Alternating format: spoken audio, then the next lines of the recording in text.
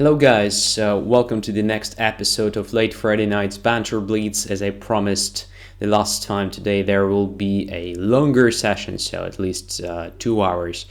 And today I'm going just to play one by one, so the normal order of challenges. There are not so many challenges at the moment, so I think it will be okay and it will be fair. Okay, as usual, I would like to know if it is everything okay with the stream. So just type the simple message in chat, and we're going to start right now. Here we go. So according to the information that I have, the first challenger today was Crowning Student, and I have a feeling that we have not played for ages, so I will accept this challenge with pleasure, and let us start. E4, E5. Okay, so last time, as far as I remember, I played D6 against Crowning Student and I lost. So today I will improve my play, and I'm playing real mobus, and Crowning Student goes for exchanged variation. Very interesting. Okay, let's see what my opponent prepared for this game. Bishop g5 may move, queen goes to d6, e5.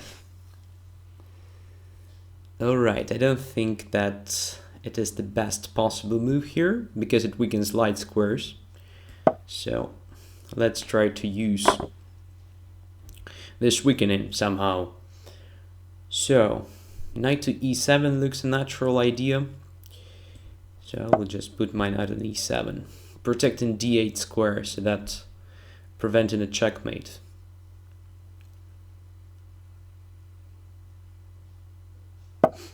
Knight to c3, alright. And now what? h6, followed by bishop to, say, h3. Looks interesting. Bishop to f5, simple capture on c2, but this looks really dubious. Bishop to f5 looks like a move as well, attacking c2. And also just bishop d7, followed by rook to d8, or something like that. I don't know. So let's start with the h6. Let's try to clarify the position of the bishop.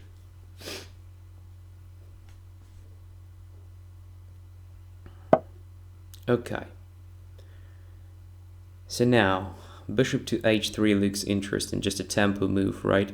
But then bishop goes to g3, I can play knight to f5, then I can take on g3, and then my bishop goes back.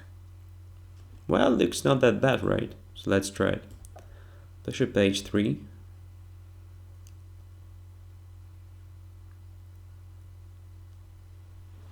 A simple strat, right? I want to just take on g2 with the queen, next move. And I think bishop g3 is more or less forced. I don't think there is a better defense. Yep. Now I guess knight f5 looks interesting. So attacking the queen and at the same time trying to capture this bishop next move. I also don't think that white can prevent it somehow. And f5 is a good position for my minor piece, at the very least. So why not? Now I'll just take the bishop. Where after my bishop just goes back, or maybe goes to e6. I don't know which position will be better. Maybe d7 will be a bit more solid one.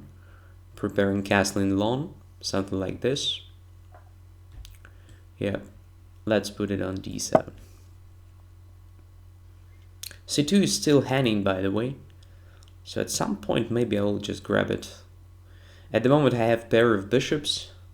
My doubled pawns on the queen side are no longer that bad, because white also has doubled pawns on the king side. So it's sort of compensated. And now I'm fine.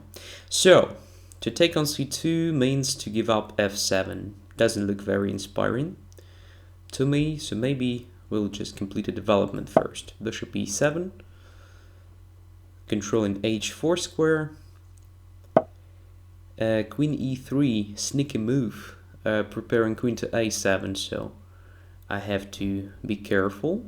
So b6, I guess, should be just a normal decision. King b8 was also possible, I guess. Okay, and now bishop f5 probably. Just attacking the knight and intending to capture on c2 if the knight goes away. And the knight is really hanging because I want to take on d1 first. If white takes on d8, okay. This means I will have the open d file controlled. Yeah. I like my position already.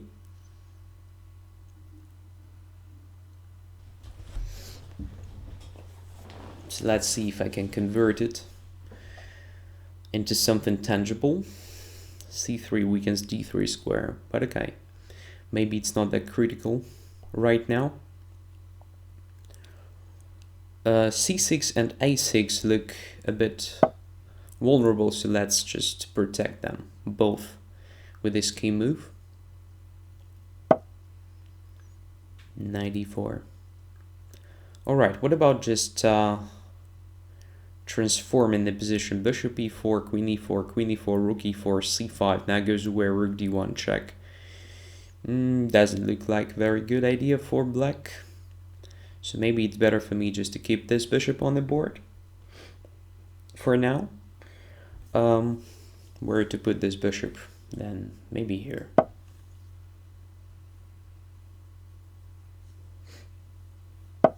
Yeah, this weakens white's position a bit. So let's go away. f4. Okay, c5 looks natural.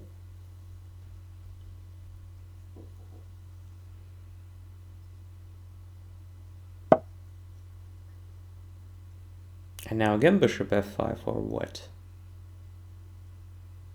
Yeah, why not? Looks like a good position for my bishop. Now g3 is sort of hanging pawn, I guess. King f2, okay. Let us go and attack something in white's position. So a2 is hanging now. b3, c4, knight d4, right? Okay, let's try to attack this way. a5, a4. Something like this. Could be also not that bad. And this, I guess, gives me a chance to play this. Active move, rook d3. Improving position of my rook enormously. Now I'll just take here. And what is next? What is next? Next step. Not quite sure if it was the best move, but it looks good.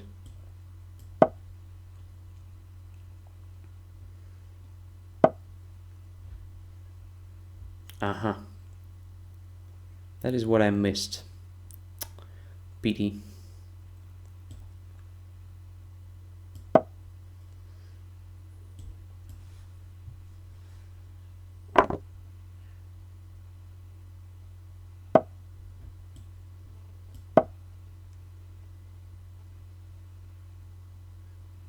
Yeah, definitely not the best play.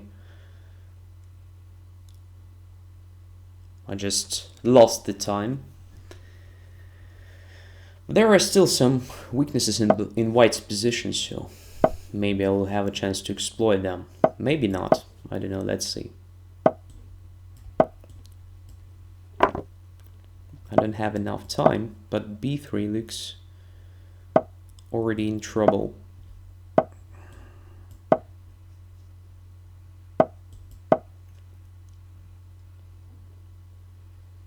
So I have pair of bishops I have to actually try to open up a position somehow.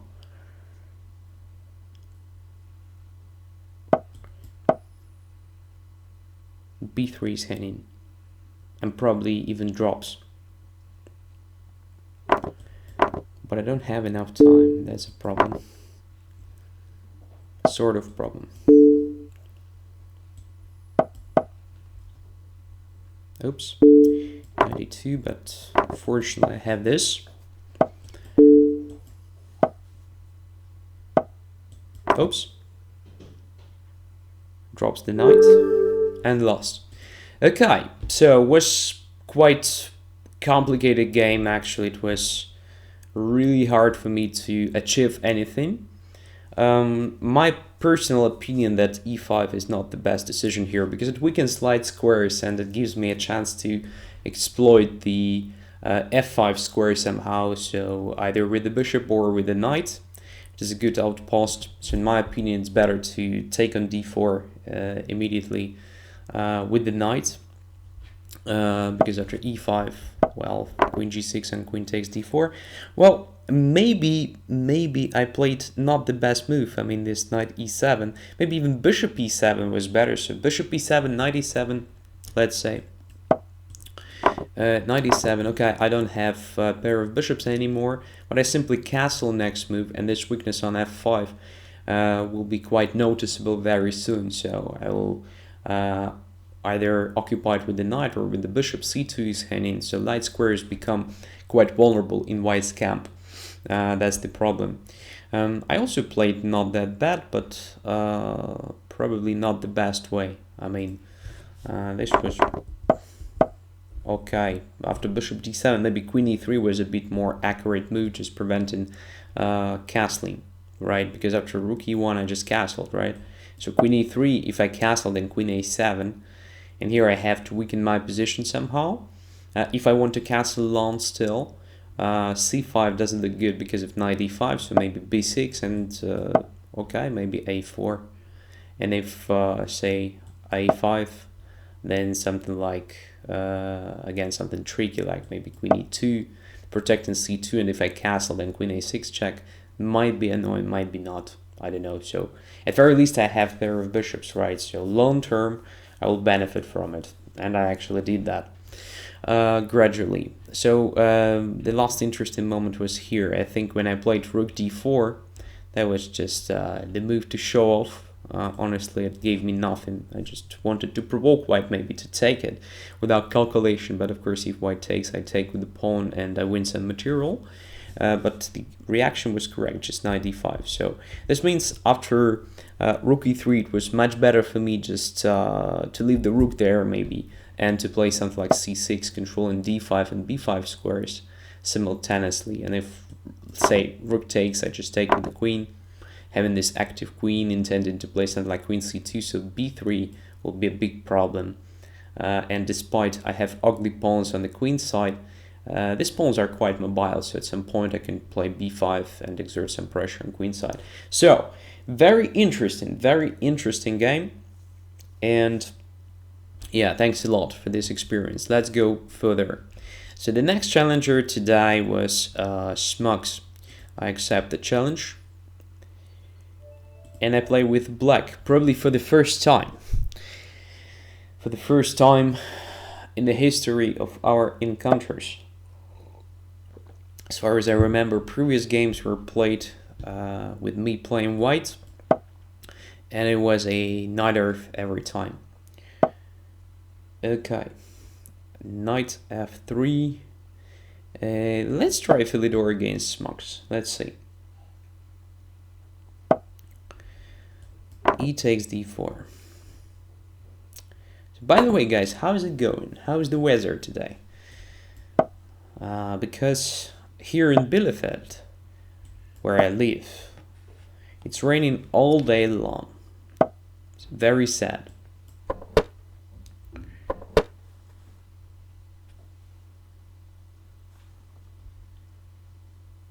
Rook e8.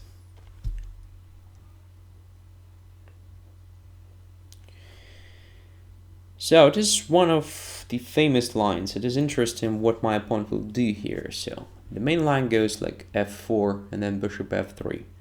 h3, well, this move is something new to me because I can take on e4 here, I think, without consequences. Maybe it's kind of trapped. Let's see, knight e4, bishop d3, takes c3. I can't see anything wrong with that, to be honest. Knight e4, bishop b5 maybe. Yeah, bishop b5 might be the trap. So let's calculate. Knight e4, bishop b5, knight takes c3, attacking the queen. Rook takes e8, attacking my queen. Queen takes e8, bishop takes e8, knight takes d1. I take the knight, the queen, the rook. My opponent takes only the rook. It should be all right, I guess. Let's take it.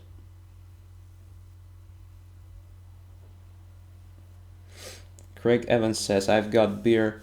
I don't care about the weather. Good idea, by the way. Next time I will follow this method. Maybe. We'll see.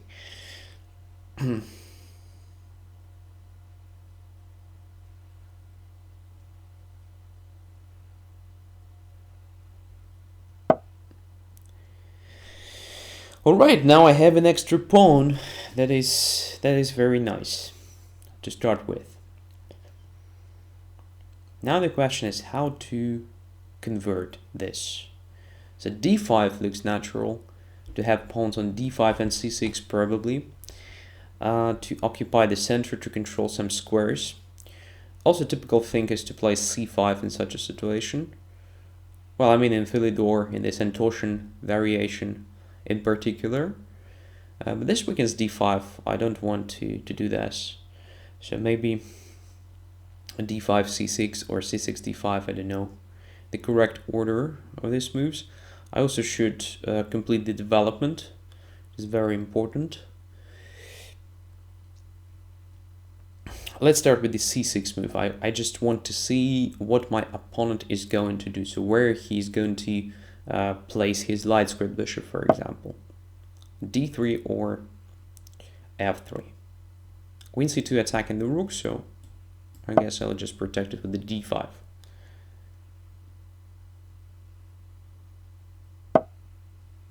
Bishop d2. Okay. So now it looks like there is a threat of bishop d3 attacking the rook, then taking on h7. But bishop d3 I take on e1 with check, so should be all right there. Should be all right. I have no idea how to play this correctly. c5 is an interesting try, just attacking the knight and then putting the bishop on f5. And if bishop d3 I take on e1, then I take on d3, just, yeah, making position easier to play. So let's try this. c5, bishop f5.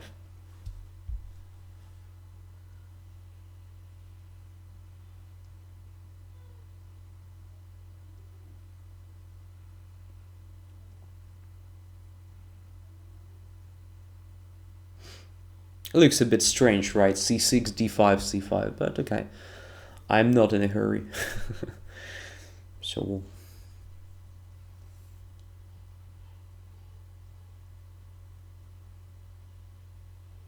h3 was probably not bad, but then rook e1 was definitely dubious, just giving me a pawn almost for nothing, right? So bishop f5, with bishop d3 I just take on e1 with check, yeah, so I can afford this move. And now there is a threat of just a further simplification of rook takes e2, queen takes f5, rook e1, if nothing else works. Okay, check. It takes. And I wanted to play knight c6 here, but I have to be sure that knight g5 is nothing. So knight c6, knight g5, attacking h7. Might be not very pleasant, honestly. But if I don't play knight c6, then rook e5 is coming. Should I start with the c4?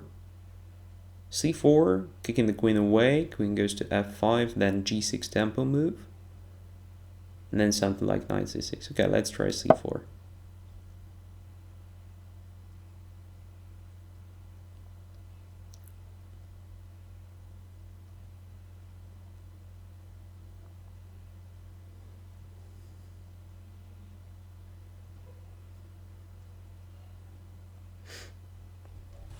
Of course, I give up d4 square, but it doesn't mean that it was a good idea to occupy it with the queen, because now it gives me just a tempo to improve my position.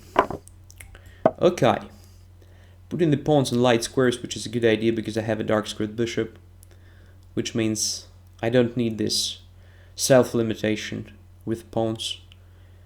So g6 just to prevent knight f5, to prepare maybe bishop g7. Yeah, for example here. And now I'll try just to put my pawn to d4. Something like rook d8, d4. Why not?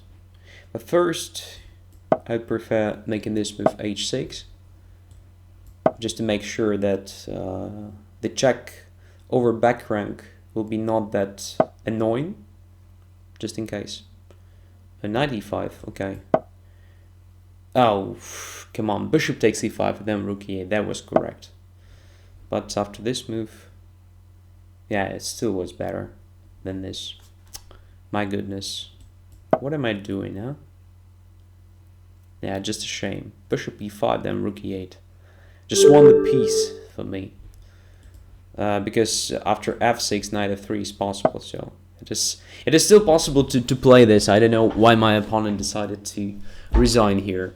Anyways, my position was better, so rook e1, d4. But of course, correct was just to take on e5 with the bishop first, right?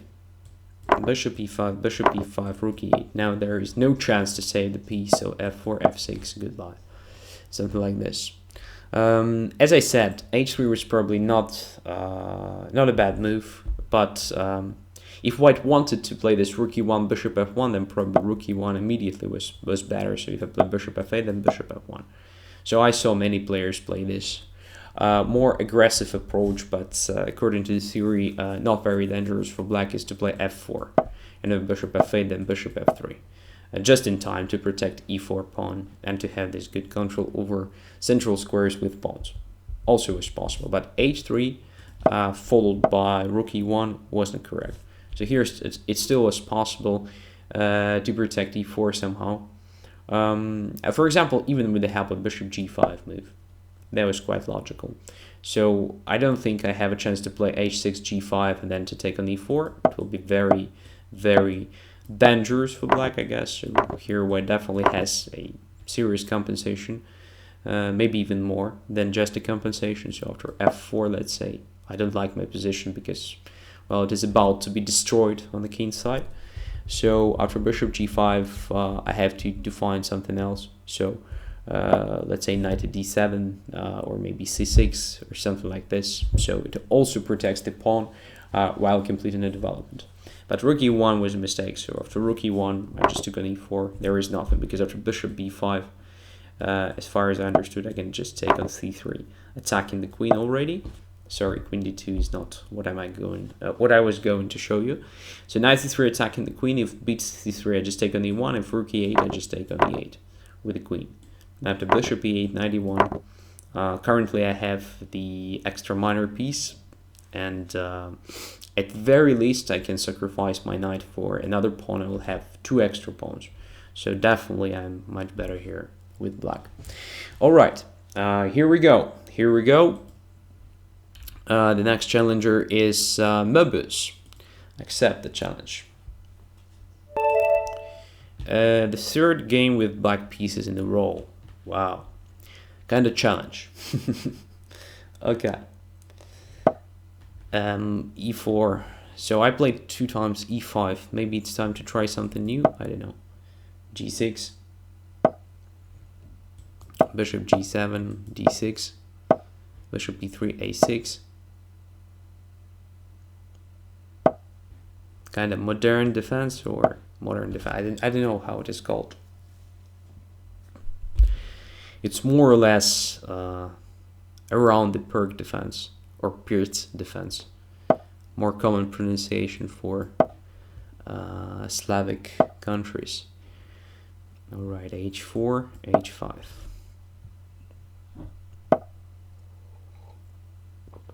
I'm just a bit inspired by my experience of playing bullet. So I started playing bullet here on chess24. It is of course not for learning something, not for training, just for fun. So in 2 days I made something like 2700s already, and I usually play something like this with bishops fianchettoed, because it is quite easy to make all these moves, right? You can do this quickly, and when you play 1 minute, of course, the speed is one of the most important factors. That's for sure. All right. What to do here? So what about just undermining the center with the c5 move? Not quite sure about the quality. So, but it looks natural, right? So I have the bishop on g7.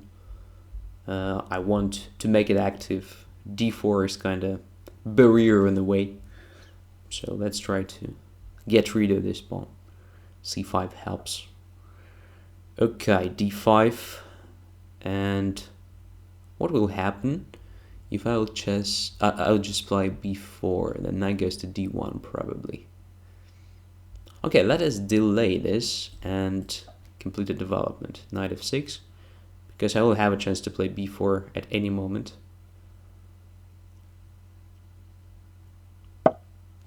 For example, here. And now. I usually play something like this with white pieces as well.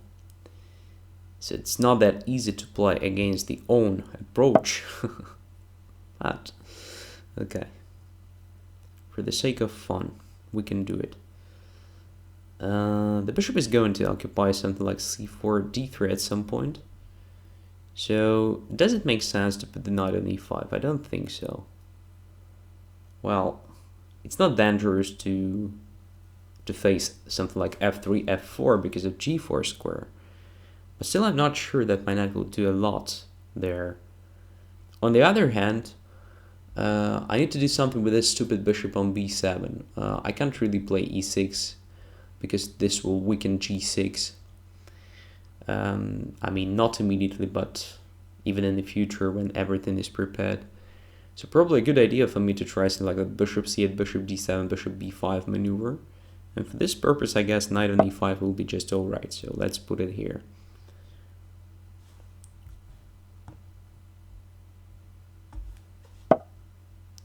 b3, seriously?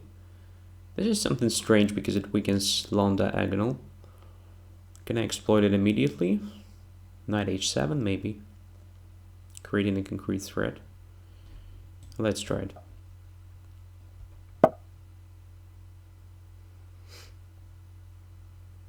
Well, at least spending some time, right? Rook a2 is not the greatest developer move. That is exactly what I wanted to do, right? The bishop was stupid, that's for sure, on b7. Now I'm just trying to get rid of this bishop. Why not?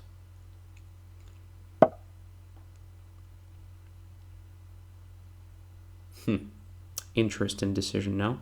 Well, nothing interesting. I can take on c4 and then bishop c3 decides the game. So after knight b2, by the way, it was possible to do this immediately, just to take on f3 and then bishop c3. It is a great blunder by my opponent.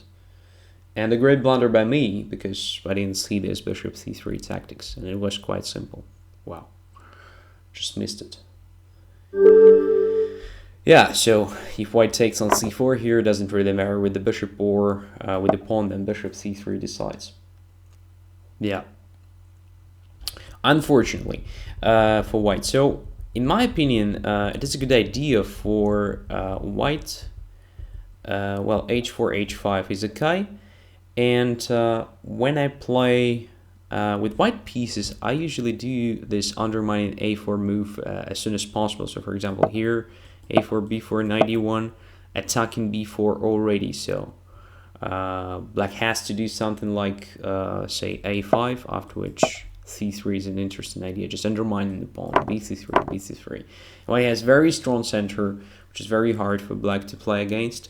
Even if black manages to play c5 a bit later, it will be not that great, because white can just ignore it. So the center is overprotected, everything is just fine. That's my idea, and that is my suggestion for everybody who plays against this setup with white pieces. All right, so here we go. Just a sec, I will switch off my smartphone because I have some problems with the connection. I don't know why. Just trying to refresh the chat because I missed something already. And while just being refreshed, I'll just start the next game. Just a second.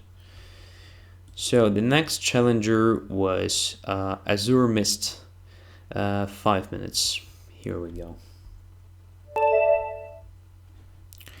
And finally white pieces. Very good. c5, Sicilian. And neither, or don't know what, dragon, classic Sicilian after knight c6. No, neither. Okay, let's play this funny knight b3 move.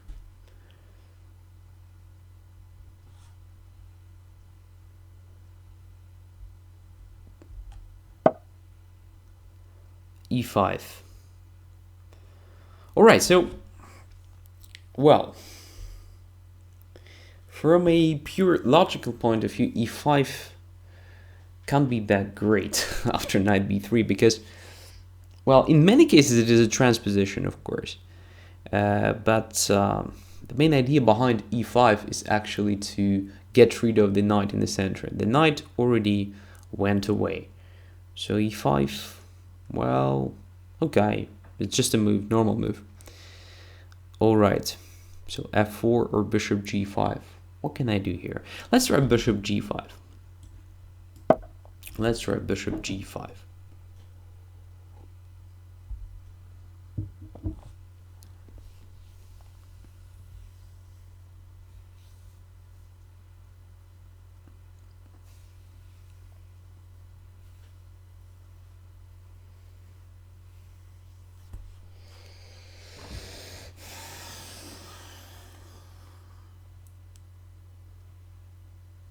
So this is the move number 7, right? And the 6th move, when I played knight b3, bishop g5 was also possible.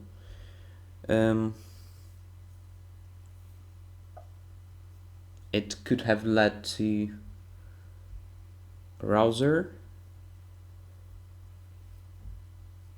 h6. So just to take on f6, to play knight d5 with the tempo. Queen goes back to d8. Then what? Something like a4, maybe? Okay, let's try it. Will be very interesting mix of different ideas.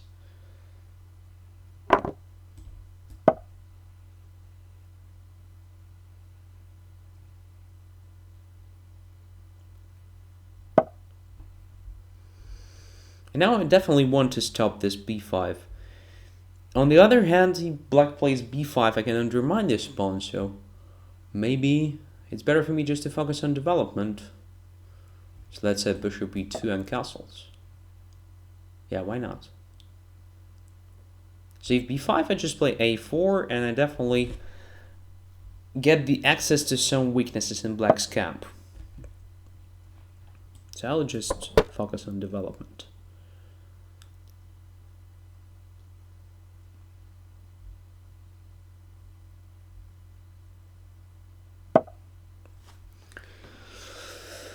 And now, what to do now?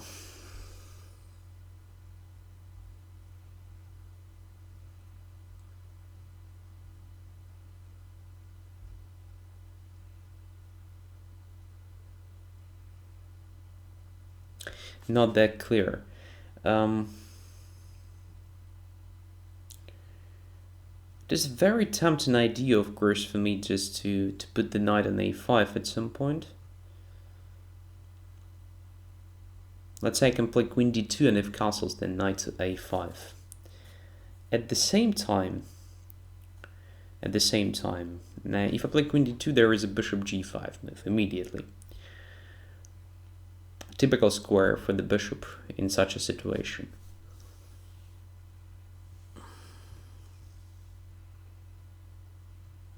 So maybe just to play a4, a5.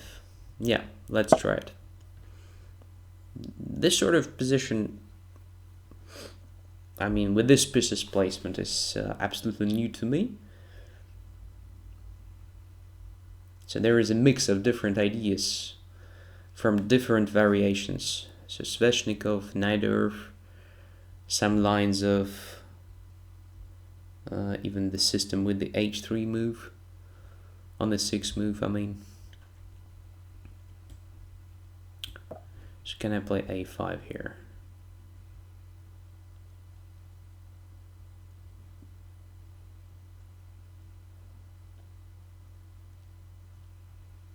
Just grabbing the space, controlling b6 square now. So I want to put my knight there at some point. And if, say, black takes on d5, I can even take with the pawn. This will force the knight back on b8. I'll have some space in my hands. So I guess it's a good idea for me just to keep playing for space. So c4.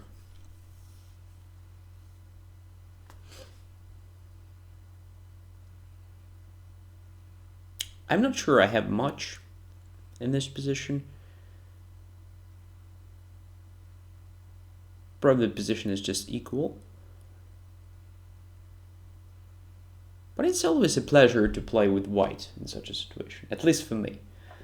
Because I have more space, very clear plan, and so on.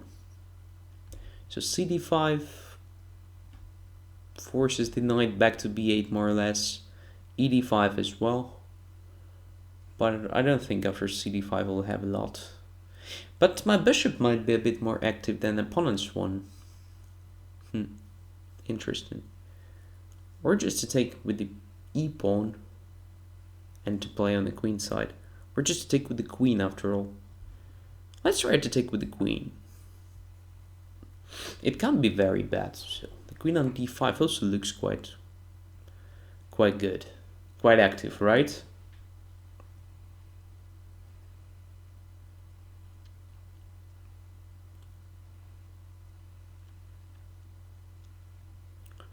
Then the rook goes to d1. The bishop on g4. Probably right now, yes. Or no, if I play bishop g4 right now, then there is knight b4. Not very pleasant. So it makes sense for me to play rook to c1 or rook to d1. Let's start with the rook d1, just to see what my opponent wants to do. Rook to d8, okay. And now what? Rook to c1, let's say.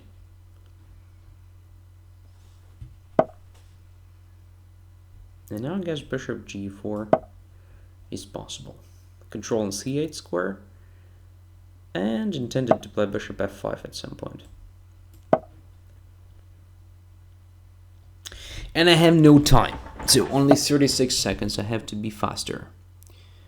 I have to be faster, much faster than I was before. Okay, thank you for this pawn. It was a very important one. Have no idea why black played that. Just a blunder, one more blunder, check, and takes the queen next move. Yeah, I was extremely lucky, by the way. When I said I have only 30 seconds, my opponent started blundering everything one by one. Of course, position is absolutely unclear here. I guess black could have played this in a more decent way, like g6, maybe king g7, followed by even h5 at some point. It is also possible just to avoid weakening of the king side at all. Just maneuvering the pieces somehow. I don't really like the position of the king on h7, to be honest, so the king belongs to g8 here, that's for sure. And then, well, black can think of undermining a5 pawn with the help of b6 at some point. I mean, maybe even here, so just b6 instead of this f5 strange move. So takes on b6, queen takes b6, already exerting some pressure on f2, exerting some pressure on the b file, maybe intended to play a5, a4, just normal Sicilian play, by the way. Yeah.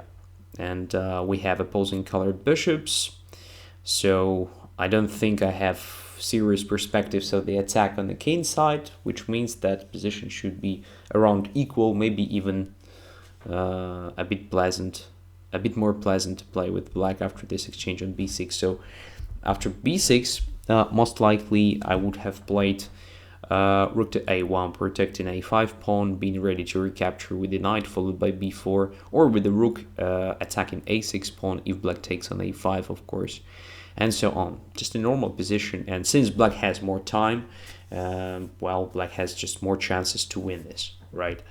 So the opening stage was just nothing. Well, it was just for fun. Knight b3, e5, bishop g5. Well, even h6 appeared normal decision here. So everything was fine, more or less. Okay. Okay. Let us continue. The next challenger was Don William, except,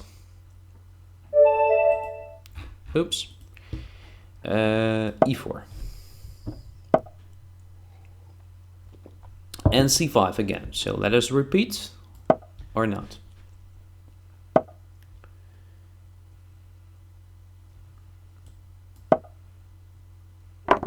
Well, let's try something fresh.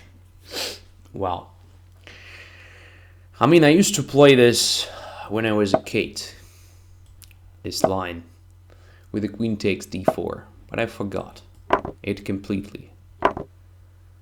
And yeah, I managed to damage the pawn structure a bit. This bishop 6 is rather solid, I should admit.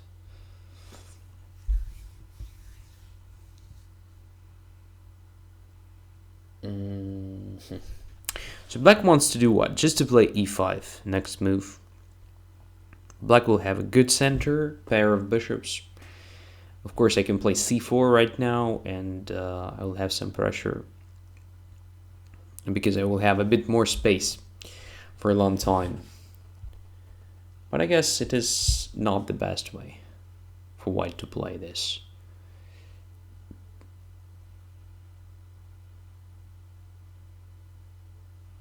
On the other hand, the move like e5 will be the same mistake, sort of inaccuracy that Kramnik's student made in the first game today. So this will weaken light squares a lot.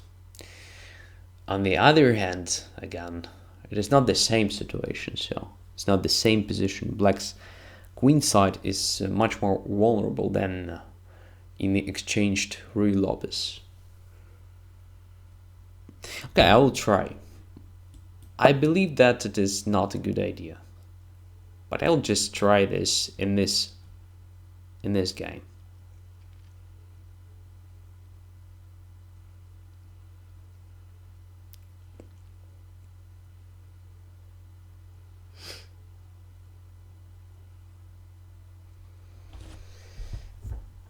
So this move makes sense because it prevents black's e5 move.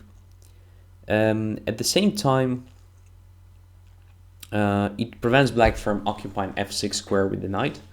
And if black, let's say, takes on e5, then I'm happy because I break black's center. And this pawn structure with 3 against 2 on the queen side is quite good for knights, to be honest, because there are a lot of interesting strong points like c5, c4, and so on. So this will compensate the fact that my opponent has pair of bishops. Okay, c5. If I put my queen on d5, of course, this will give black additional tempi. So black will play e6, d5, for example. So I think I should put my queen somewhere on, say, e4. This is a safe square at the moment.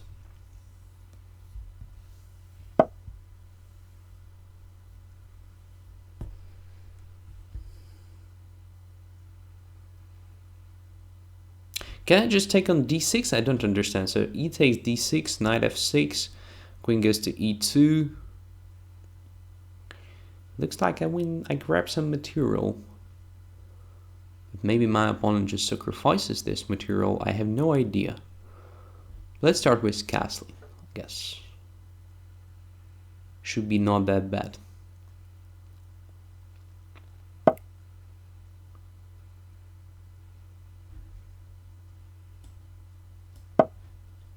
Aha.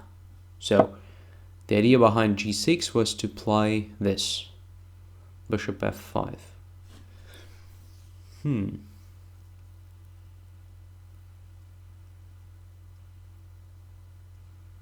really interesting position, to be honest. But queen b5 wins a pawn, I think, on c5. At the same time, I'm not really happy to take this pawn. This gives black a lot of tempi. So once again, let's start with the development moves. So knight goes to c3. Oh, e6.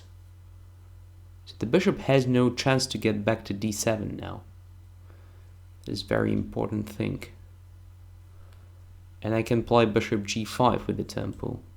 So let's do it.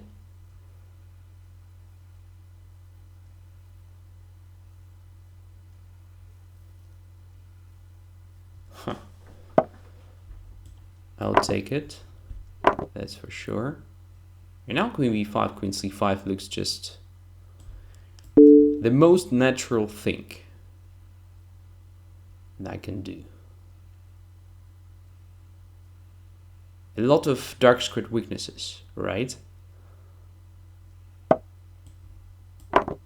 Yep, an extra pawn.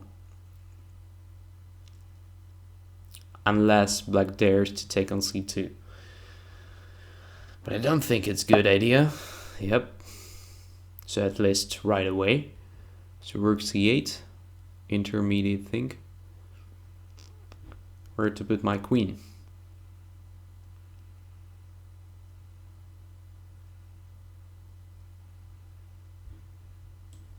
Let's just occupy this square.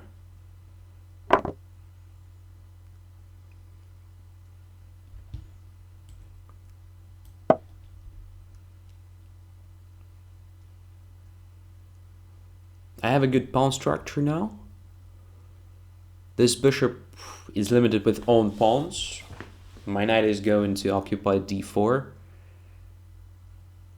when nothing else works.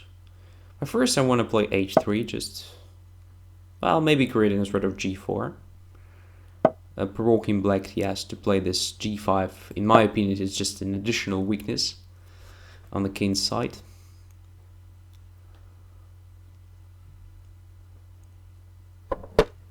Should be a good position, but again, I have no time, so I have to be fast. Knight b5 go into d6. Because knight on c3 was anyway passive. And it's a good idea just to improve its position. I can't imagine a better one for this guy than the one on d6. Okay, this gives me an extra pawn. Thank you. So almost every opponent today is quite generous. Very nice. And just in time. Did you imagine? Every time when I have the time trouble, my opponent starts blundering something. It's kind of magic.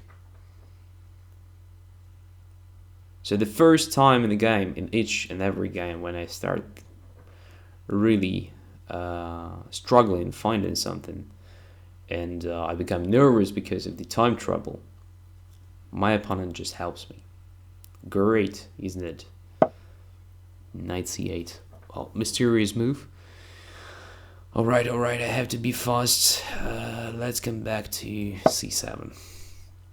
Safe square, because if rook b5, then knight b5. Protecting the rook on c7. And I can bring my other rook to c1. But first, have to prevent knight c4 or something. And yeah, protect everything here with a solid move.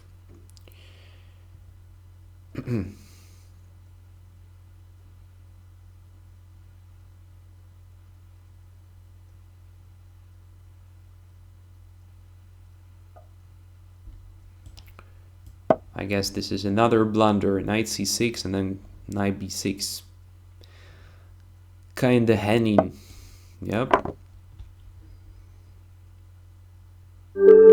Yeah. So, the opening stage was very strange. I guess if black wants to achieve this pawn structure with the pawn on c6, then it is much better to spend the time here on something else. Maybe just to play e6 or knight f6 or something development, because bishop doesn't belong to d7 if you take on c6 with the pawn. So the main idea behind bishop d7 is actually to recapture with the bishop, improving position of the bishop this way. So just go into c6 instead of being somewhere in c8. So which move to suggest here if you want to take on c6 with the pawn? Maybe even knight f6, but once again, I'm not very sure that knight f6 is good, because I still can take on c6 and then to play e5. I don't know, maybe queen c7. Yeah, but it doesn't look very natural. So yeah, maybe e6, right? If I take on c6 here, bc6, then e5 makes no sense anymore. You just play d5. Everything is fine here. So bishop d7, I took on c6, played e5, c5 was a move, but I would prefer something more solid, maybe queen b6, just trying to exchange this queen, and if my queen goes to e4 here, then d5 with the tempo. If my queen goes somewhere else, then the question is where. Not sure if I have a suitable position for my queen here. There are a lot of different ones, but every has some drawbacks. For example, on e4, it is under attack with the d5. On f4, well, at very least, it occupies a very strange position on f4. So after, say, g6 move, there is a threat of bishop h6 all of a sudden, just grabbing my bishop on c1. Something like this. So I'm not sure at all how to play this position with black, but c5 looked very cool for me, because now you have some weaknesses like c6 square, the diagonal a4, e8 in general becomes quite weak. There is a threat of e takes d6 now. So yeah, I liked my position. So here I wanted to take on d6 almost automatically. But then I realized that after knight f6, queen goes away somewhere, let's say on e2. You can even try bishop g7. So if I take on e7, queen e7, queen e7, king e7, I didn't feel like this position is clear. Okay, I have extra pawn, I can even attack c5, but you have pair of bishops and you have very good development. Much better than my development here. So that was far from being clear to me. That's why I decided to make just a development move instead of grabbing this pawn. Then after bishop f5, queen e2, well, black is kind of in trouble, because if bishop g7, I can speculate on this idea of queen b5 check. Also e takes d6, I can exert further pressure with the help of rook d1 and so on. So d5, knight c3, e6 was really dubious. So in my opinion, if you want to play this position, then it was better to think of something like d4 move, maybe just bishop g7 completing a development, trying to complete a development, okay. Maybe c4, but okay, c4 also gives me d4 square.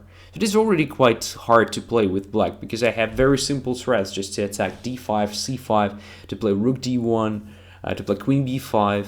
I have much better development, and you struggle to complete yours. That was a problem, I guess. So you overestimated your central formation and underestimated the power of my already developed pieces. That is, in my opinion, a problem for you, because after e6, well, I guess I have a lot of different ways to achieve a good position. Bishop g5 was probably not the most accurate one. Most likely just immediate check on b5 was better. Maybe h3 move to start with. So the idea is to play g4 was also better than that. So just forcing you to play h5 and then to see what to do and so on. So this bishop on f5 looks very dubious to me. Okay. And what happened in our game, I just took an e7, exchanging the dark square bishop.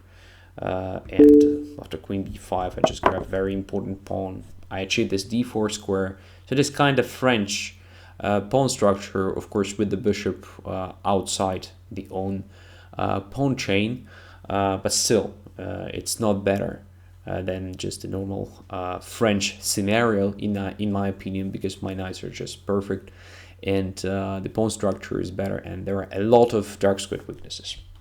All right, let's go further. Mikhail came. Yeah. Hello. The next challenger is Duke Crusher, though. Accept. So we made 1 hour, and we still have 1 hour. Let's play.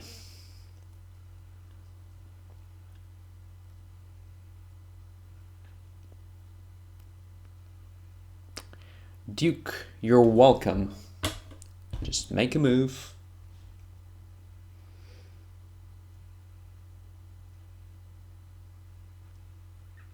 Okay, Duke Crusher is busy typing something in chat, but it's time. Okay, knight c6, knight f3, bishop to b5. Still hoping for e5. So if black plays e5, it will be a transposition to Ruy Lopez staying its line.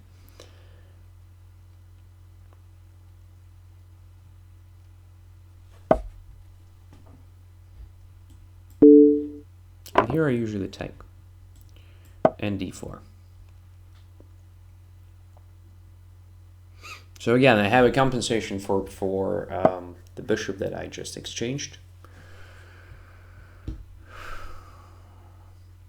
Knight to f6. All right, let's try this defense. Why didn't I play knight c3 immediately? Because I want to play c4 prior to occupying c3 square with the knight. That's why I decided to spend the time on this queen move. And it's not that bad, to be honest, because in many cases I can attack c6 pawn. Okay, let's see if I can just play c4 here. c4, bishop to a6. Then what? Knight to d2? Yeah, why not? Let's do it.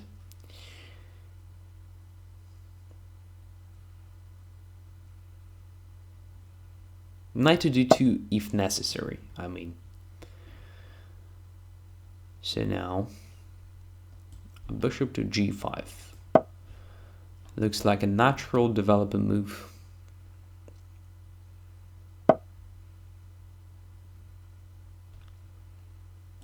Knight to c3 looks like another natural development move. So I control the center better than my opponent, but my opponent has pair of bishops. I have to be careful. Now there is a threat of d5, sort of threat. So let's prepare for this with the help of b3 move. Just overprotecting c4.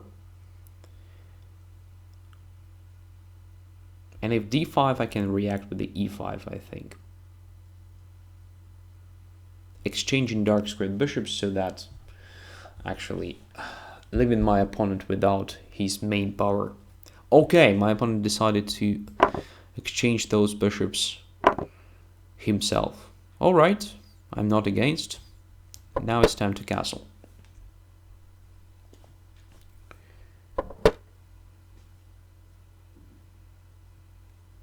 Castles. And now, so my opponent definitely has some weaknesses on the queen side, but they are not so easy to attack. So let's wait for a while.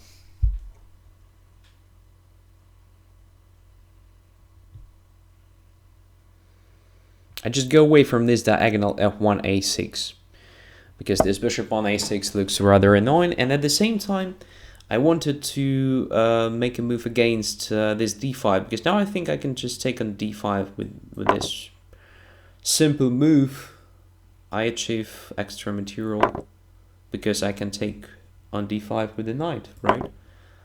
I think I don't miss anything here. So just a simple pin along the e file. Okay. Queen d6. So now I have extra pawn, and I can't see any reason not to go back to c3. So let's do it. Everything is protected except for queen and d3, but moves like knight c5 are not dangerous. My queen simply goes away. Everything's fine. Okay, c5. Let us simplify the position with the help of knight e4 and take it on c5, or just play d5. I don't know what is better here. I guess it is better to keep the position more or less closed because my opponent has a bishop. So I'll play d5. Should be just okay.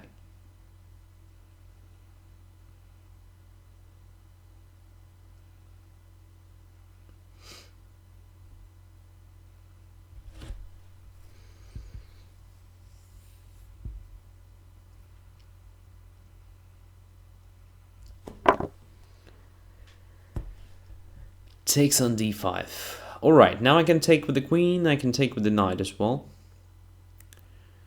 Let's take with the knight.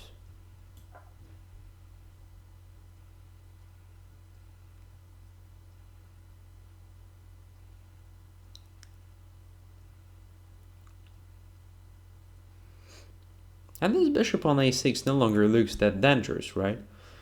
It is just stopped by my pawns.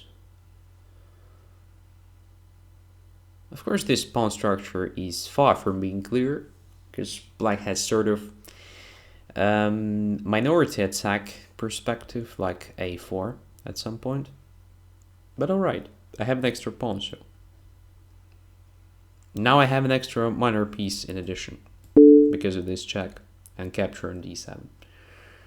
As I said before, there is something really cool happening today, so all my opponents are really generous, so they're giving me something every time in each and every game. I just collect hanging pieces. I don't do anything extraordinary, right? So everything is simple. Okay, c4, e6, bishop g5, bishop e7, bishop a6, b3. Probably if black wanted to try this, d5, id8 was the greatest time just right now, right here. So just to play d5 immediately. That was interesting, but consequences were not very clear. So I can try just castling, I think, or I can try e5 move. I can try knight to e5, even attacking c6. All are possible continuations, and all are very interesting and worth considering at the very least. But anyways, I think d5 was just a natural continuation of bishop a6 idea. Knight e7 looked a bit dubious to me, because black actually has a pair of bishops to compensate the bad pawn structure. After this exchange, there is no longer compensation for this bad pawn structure on the queen side. So yeah, I understand that position is closed, but still, every drawback has to be compensated this or that way. And pair of bishops was sort of compensation, right? Now there is nothing. So castles rook to e1. The move just activating the rook and actually fighting this main d5 idea. And black actually played d5. So that was a blunder, after which everything is more or less clear. Instead of that, of course, it was necessary to go away with the queen. But I can also go away with the queen after that, so d5 will be not possible to do. And I will just gradually exert some pressure against the a5 pawn, so I can put my queen on d2, I think. Then the knight from c3 goes away somewhere, maybe a4, maybe e2, g3, I don't know. So I just have very pleasant position because I have more space, better control over central squares, and black struggles to find active counterplay. So I think white is slightly better. But after d5, well, white is just winning material, and the rest is not very interesting. Okay. Okay, let us continue. The next challenger is Karl Naring. Accept. And black pieces. Okay. I can understand. I just played several games with white pieces in a row. It's time to switch to black pieces. And I don't remember if I played Karl with black. Probably yes. Have no idea. Okay, let's play knight f6. Yes, and exactly in the game against Karl, I played this knight f6 as far as I remember. Okay, I won't play this knight g8, ultra modern thing. I'll just play classic. A looking defense with this knight b6 followed by d6. Okay. What is going on? Let's take on e5. h3 is definitely not a move here, I guess.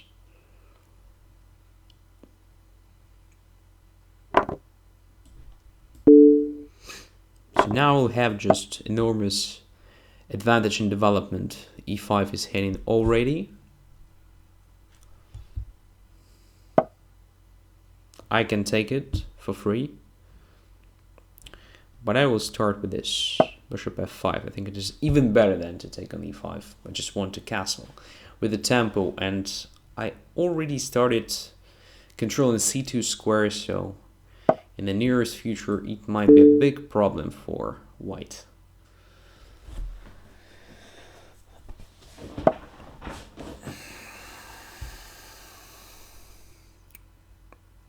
Bishop d2.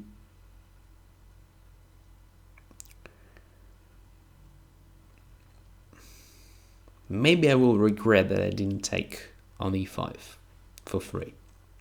I have no idea. So knight b4 now. Looks like a pattern move. e6 is also not that cool. But this at least provokes white to play something like knight h4.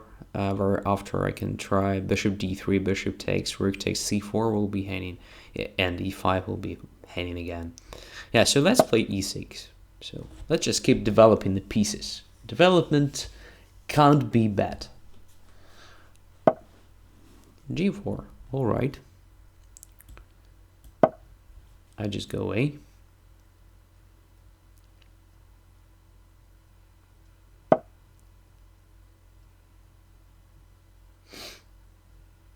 And this gives me this c4 for free. Yeah, this pawn is much more important than the one on e5. Because now b2 is hanging as well. Bishop on d2 starts feeling very uncomfortable. All right, let's take this one.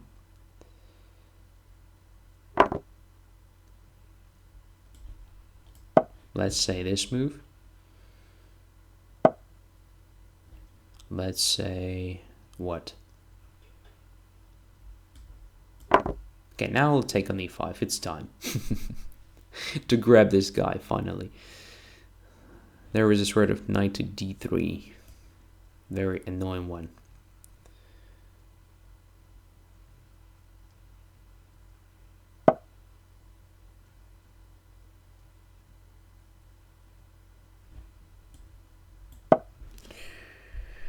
All right.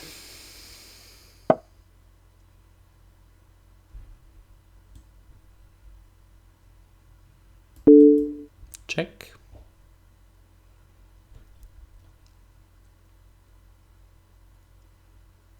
Where the king goes, e2.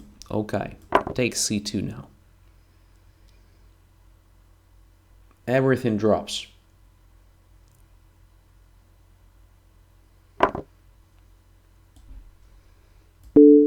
Takes here. Extra rook. Yeah, absolutely lost position. So h3 is not a move. Look, you just made so many pawn moves, right? And now you make one more. Give me a chance to simplify a position and to continue my development with a lot of tempi. And the fact that we don't have the queens on the board doesn't mean that it is already an endgame stage. So the position of the king still matters, and your king has no chance to castle anymore, and it becomes my target. So definitely this position is better for black already. I have a chance to play bishop f5 castles, knight b4, knight c2, or bishop d3 attack and c4. There are so many different objects of attack for black pieces that I don't think it is possible to equalize it with white. I have no idea. Maybe there is one way, a very accurate one, and so on, but it definitely doesn't make sense to play this with white. So instead of h3, of course, there are a lot of different moves. Main move is just to take on d6. Another move is just to play knight f3. Another move is just to play f4. So 3 normal systems, but definitely not h3. Just a waste of time for no reason. That's the problem. Okay. The next is I with black pieces again. Okay. So we played 5 times before, and as far as I remember, a lot of the games were played with white pieces. Yeah, we trained Ruy Lopez, mainly exchanged variation. This time we're playing Scandinavian.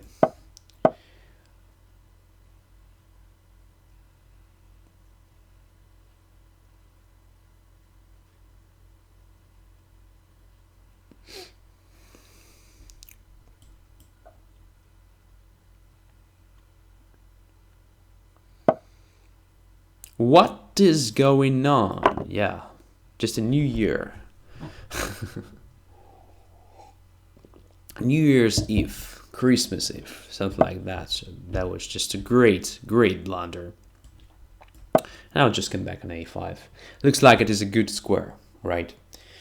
So maybe white will also play knight g5 at some point.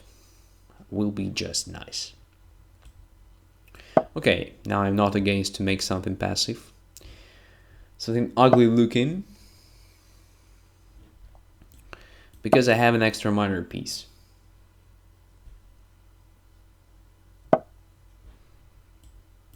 I'll just take here because, well, I'm happy to simplify a position.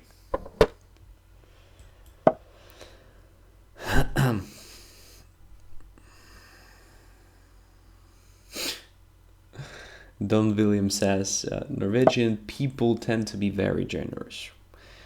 And, well, I don't know, but it looks like, according to this, all my opponents are Norwegian today. Because everyone is just very dangerous? No, generous. Well, dangerous as well, but first and foremost, generous.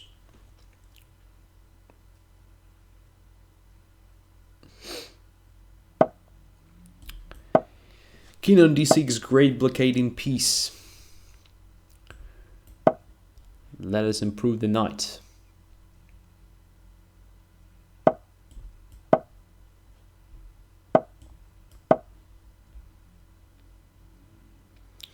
Bishop on b3 is stupid, but my bishop on b7 is also stupid, so I have to think of improving the position of this guy. But first, let's improve the position of the rook.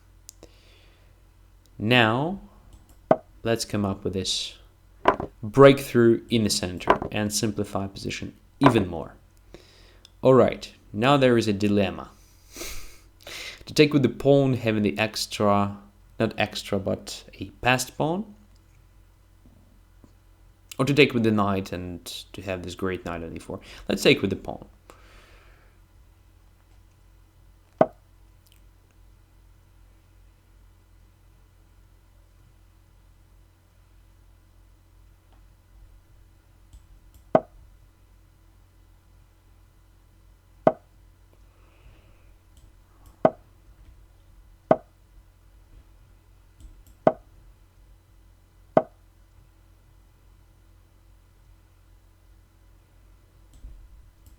c4 is my target.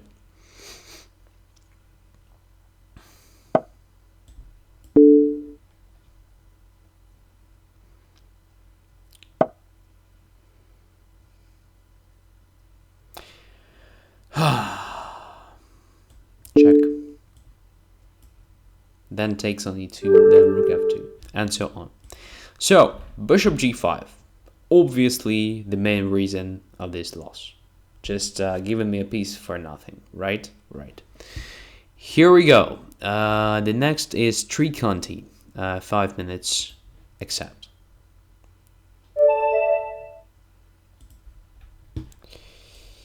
e4. So, despite low rating, treony usually plays very decent chess. So I have to be very focused and yeah, I have to play with all my strength. d4 takes knight f6, knight c3, g6. All right, so dragon. Isn't it the time to try some of the main lines maybe? Because I usually play bishop e2, it is not very interesting to do this every time. Yeah, so I'll try some of the main lines.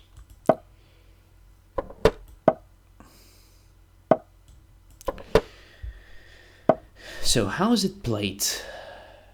Let me remember.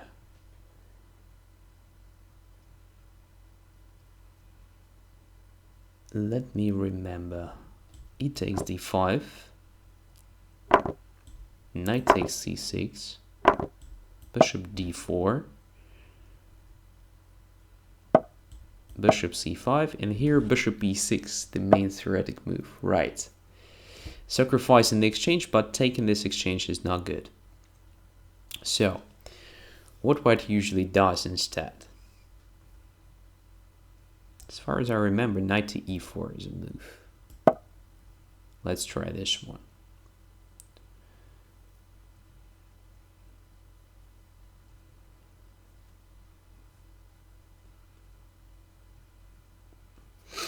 So the best idea for white is to play positional chess here, because long term it is a good position with a better pawn structure. And f5, well, I don't think I know the theory better than treony here, but it feels like I can just play knight to g5 here, and I can see a good square for the bishop e6, honestly, because bishop h6 is not a problem for me, I guess. I can just play h4, or even knight takes c6. No, knight takes c6 doesn't work, definitely because of bishop d2 check, but h4 looks great. So knight g5, where the bishop goes. Oh, nowhere. So I can just take the bishop, and I'll have pair of bishops. Of course I do this with pleasure. With pleasure. By the way, c4 now looks great. What happens if I just play c4, where the knight goes? I think I win some material already. Yes. Oh. Never-ending story today. Everybody just gives me something. Very nice.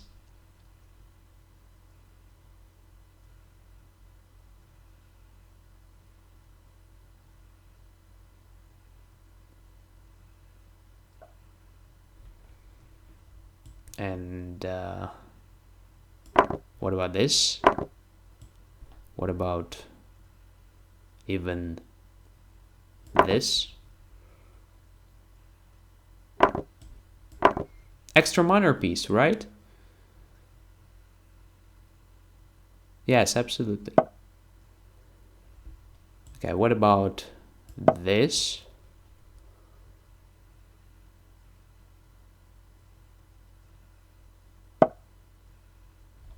And this?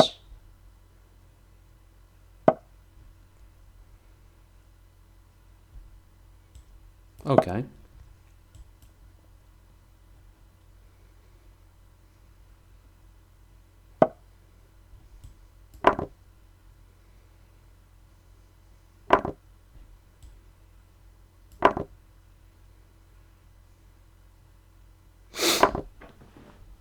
Oh my goodness. Rook d8? Yeah, I think so. And bishop d4 looks like a checkmate in 2. Yeah, cool.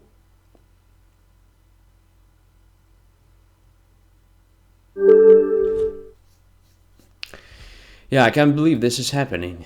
Fuchsia just said that in chat. This is really something. So, 94, as far as I remember, the main theoretic move here is rook to e8. And then white starts something like g4, h4 play, and so on. So white wants to do what? At some point to play bishop c4 and even bishop b3, and then black plays a5 and a4. So to stop everything on the queen side, but to have this continuous attack on the king side, and maybe to try some operations in the center. But the long-term strategy is just to simplify the position more and more, and then at some point white just has a better pawn structure. So very typical anti-dragon play. So that started with non-typical things, I mean, with normal castling, loan and so on, but then it continued in a typical psychological way of playing against the dragon. So avoiding this sharp lines, unclear variations, and so on. I think it is the best approach against the dragon in general. I mean, to avoid complications. All right. Anyways, let's go further. Klosterfrau, accept. Black pieces again. e4, e5. Oh my god, Klosterfrau plays c3, right? Or bishop b5, I don't remember. Yes, c3. Okay, let's play this. And this.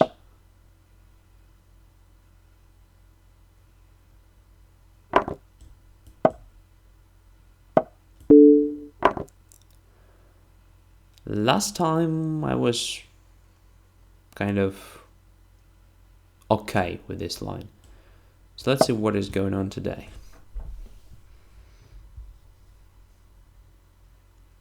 But at some point I made a mistake, right? Or was it a game against Klosterfrau? I don't remember, to be honest. But this is a gambit line, so I just sacrificed a pawn. But I want to prove that my good development and well-placed pieces will compensate it.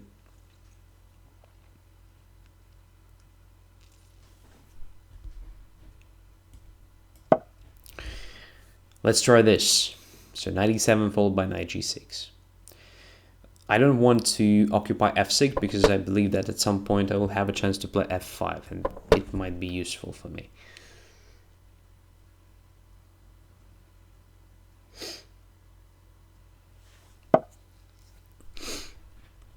For example, here, knight g6, then f5 and then something.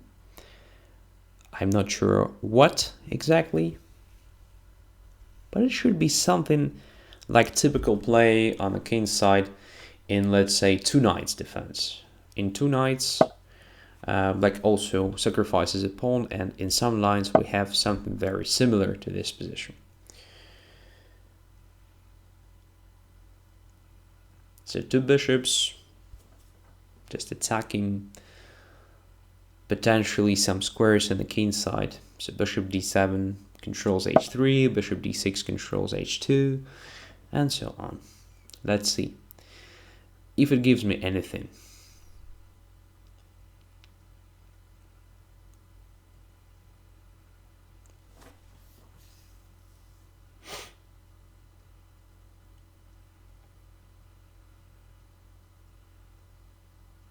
What about just psycho play, like knight to f4, knight to f3, and something like g5? I know it's too much, but maybe it will work out somehow. Or just to play positional chess, I don't know, king h8. Going away from this diagonal. Intending to play e4 if the knight is on f3.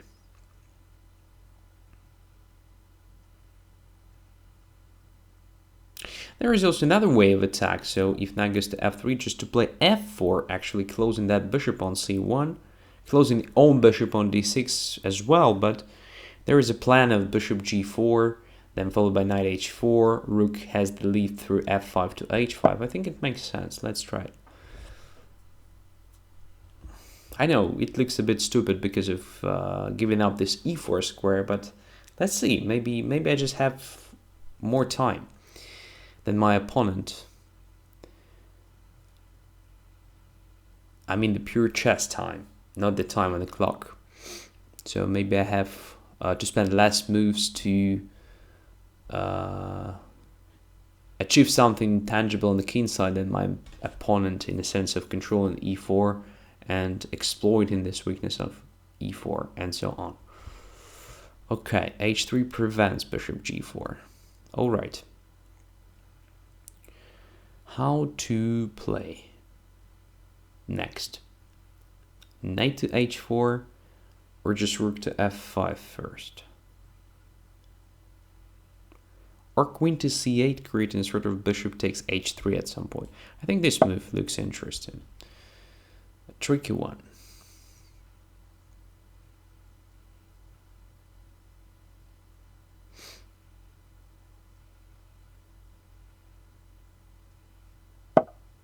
Yeah, but probably I just tricked myself. The knight is going to e6, all right, or maybe to e4. E4 looks even better, but in this particular case, I would prefer, of course, e6 position.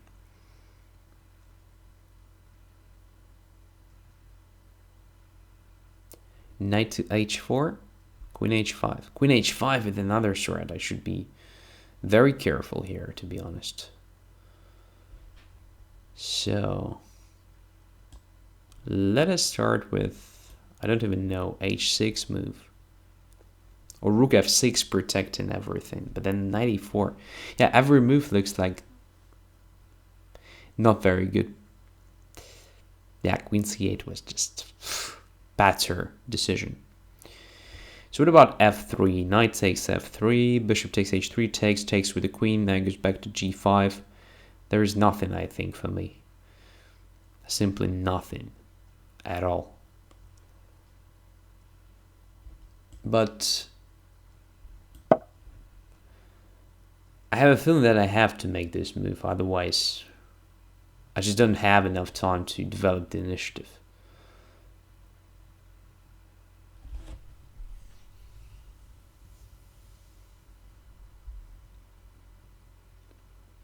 I guess white has to take the knight, yes.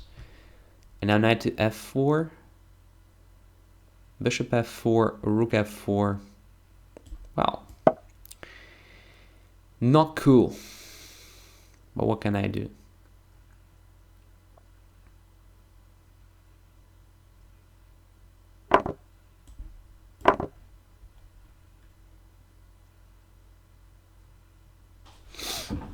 Yeah. I'm 2 pawns down. 2 pawns down. PT. PT enough.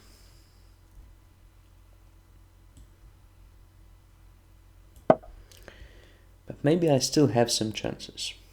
We will see.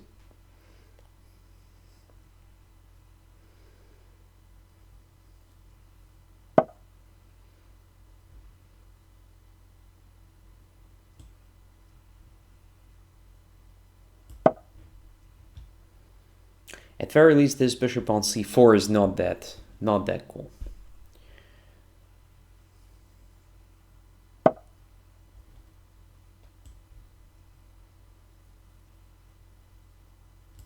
Yeah, this looks natural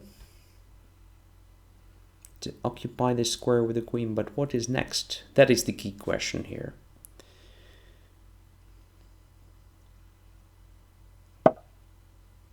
Aha. Okay, why not?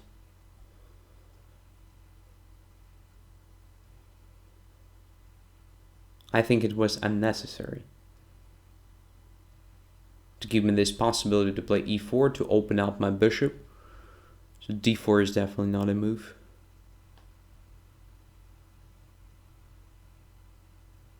Very strange decision.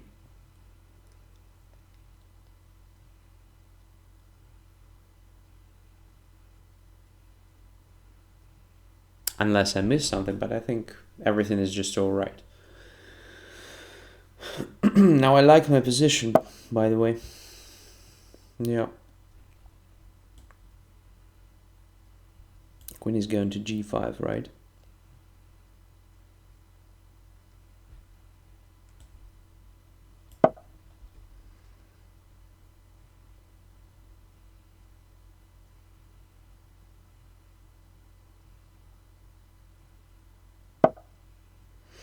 Yeah, probably it was better for me to prevent it, but okay.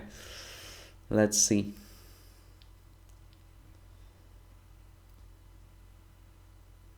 Can I just take here?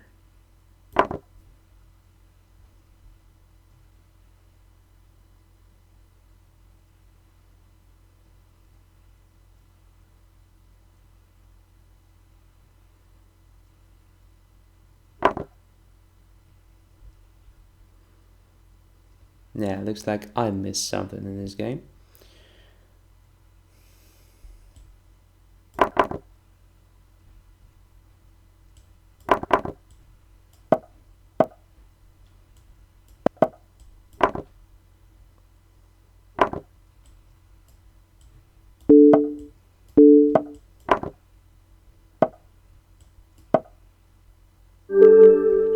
Okay, one on time, but position was quite bad. Actually, after e4 and queen e3, it was already good.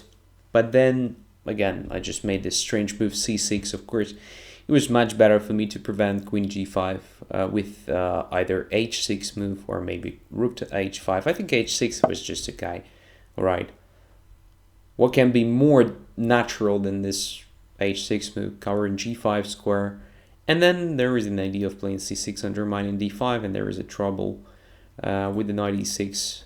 Because if knight goes away somewhere, then h3 drops, so on. So black is fine here already. So d4 was a mistake. Instead of this d4, there were so many different ideas, including just simple rook e1 followed by rook e4, let's say.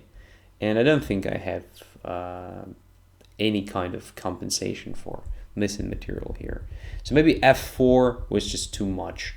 f4 was not great, definitely. So instead of f4, it was possible for me to play h6, let's say, covering g5 in advance, so just preventing bishop g5 or knight g5.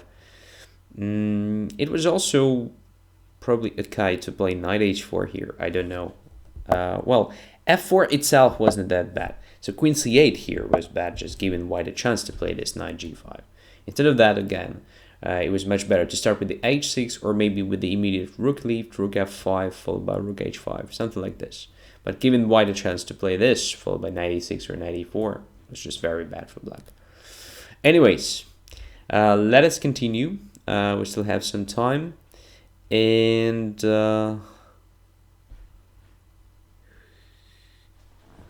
Maganyako. Accept. Here we go.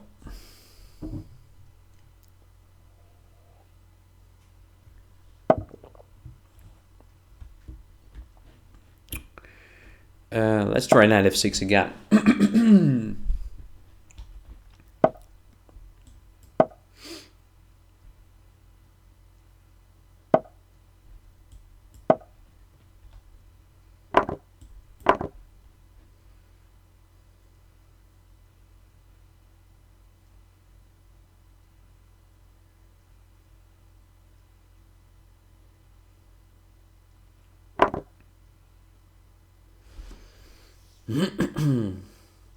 Usually white takes on g7 to damage the pawn structure. Taking on e7. Probably it is a good way to equalize.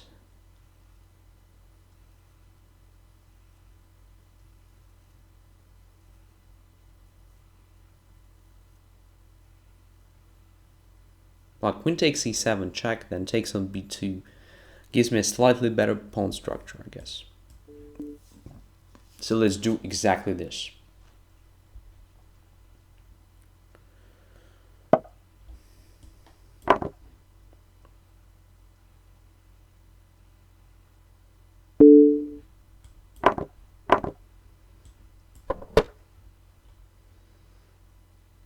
So I have 2 pawn islands, my opponent has 3.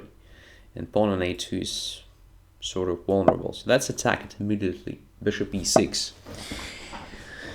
King b1. Okay. So what to do with all this?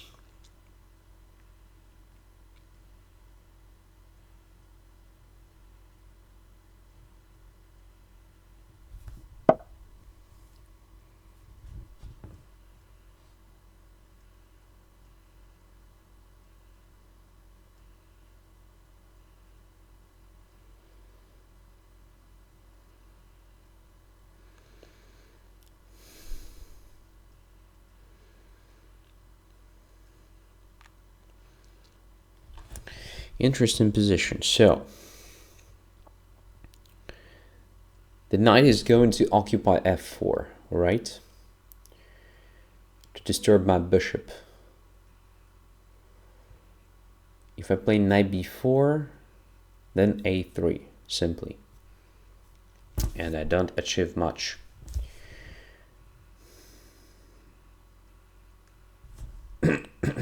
Bishop d6. Well, maybe. Just preventing knight f4. Yeah, I'll try this bishop d6 move.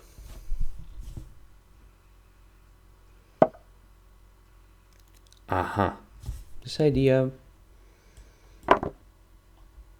didn't come to my mind at all. So I missed it a bit. But probably it is not a big deal. So let's improve positions of my pieces. Of my rooks mainly. So I still have some advantage in development. My opponent is still not completely developed, so I can use this time, let's say, attacking some pawns in my opponent's camp. I can even lift my rook. Yeah, there's this sign that it is too late. So lift my rook somewhere.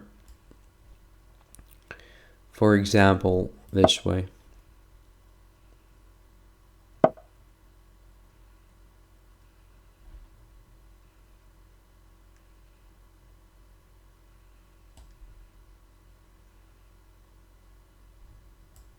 Now just go away.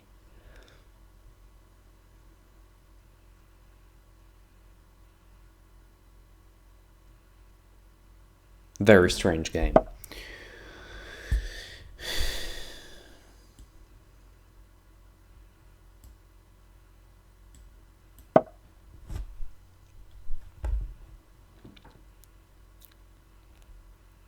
And very strange pawn structure.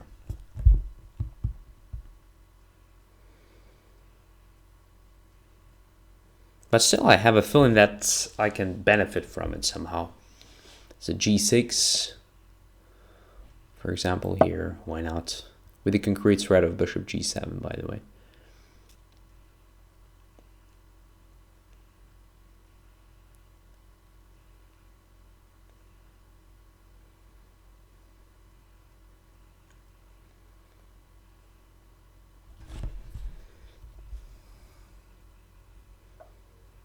d4, very strange decision, just weakening almost everything. Okay, I'll play c6 first to start with. And then a simple exchange of light squared bishops should give me big advantage, I guess.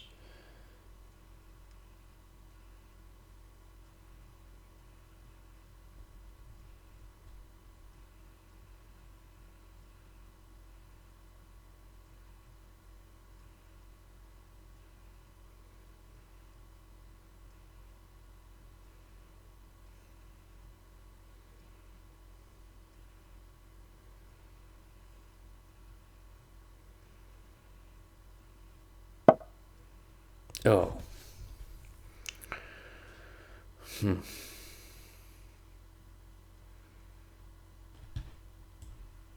Let's go away from that strange position. So now I want to play bishop a3. If king goes to a1, then rook a6. Well, at very least I have this in mind. Maybe rook d8 will be a bit more accurate. To start with, just preventing d5. So I can't believe why I can survive with this such a bad bishop on b2.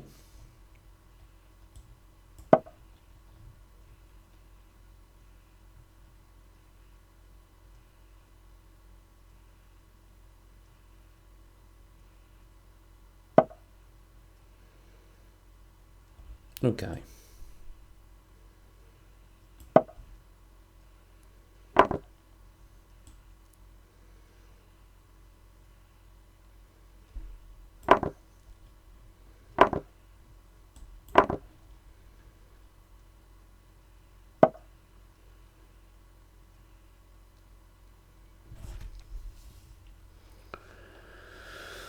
I definitely missed something, so I should have played this position differently. Because now I think it's very close to a draw. But after this, well, maybe I still have some tiny chances. Bishop is too bad.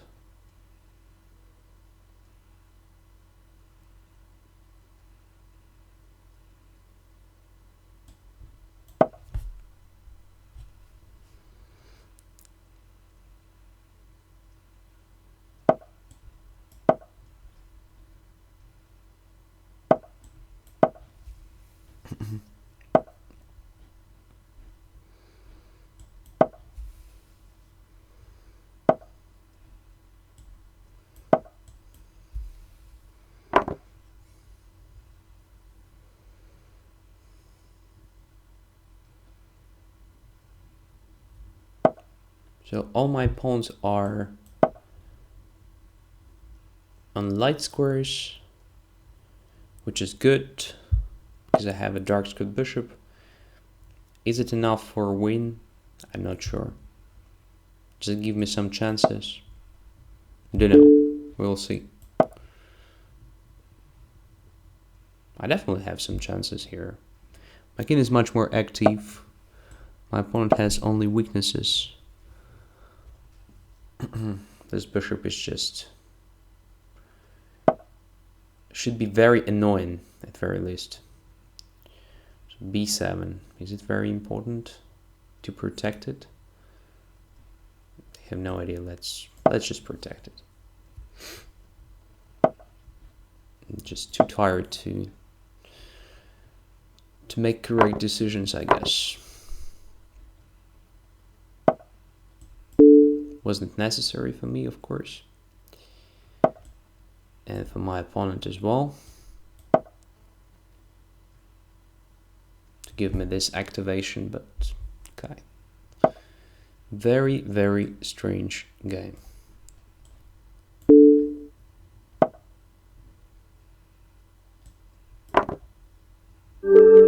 Yeah. And if here my opponent takes on c4, a3 decides, so I win the game. Yeah, it was very hard to play this one. It was very hard to play. It was around equality every time, almost on every move. Of course, black is only slightly better because of the pawn structure here, because white's pawn structure is a bit more vulnerable, but still, it's very hard to prove anything. Very hard. But after this, knight e4, bishop d4, rook d8, bishop b2, I definitely could have played better than I did. So probably the march of the a pawn was much better than this maneuvers of the rook immediately. So something like a5, a4, a3, forcing white to play something like a3 or a4, after which this a pawn becomes much more vulnerable than it is on a2. Because when it is on a2, it is very hard to get the access to this pawn. Yeah, so definitely maybe something like a5 was better than this bishop f4 move that I made. Another interesting try is just to put the bishop on the... Well, bishop d5 makes no sense, of course. Well, I can even play bishop d3 because bishop g2 leads to rook g1 attacking g7. So bishop d5 is nothing. So yeah, a5 is much better than bishop f4. And for white, it is better to take on g7 here, so in this line. Just to take here, takes here, bishop d2, bishop takes g7, and even something like c3. And white has a slightly better pawn structure. So again, position is just equal, but playable with both sides. Anyways, let's go further. Craig Evans. Have not played for ages. I accept. Let's do it. Let's do it.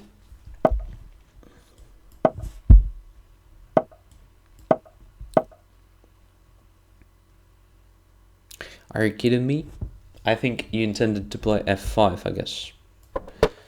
Because f6 looks strange. But who knows? Maybe f6 was your idea.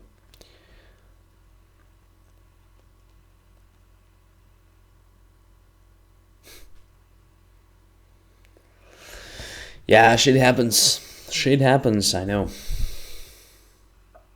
And it's still playable, by the way. Still playable. Yeah, there are a lot of gifts today. In this or that form. So, Craig decided to misclick it. Alright. I also accept it.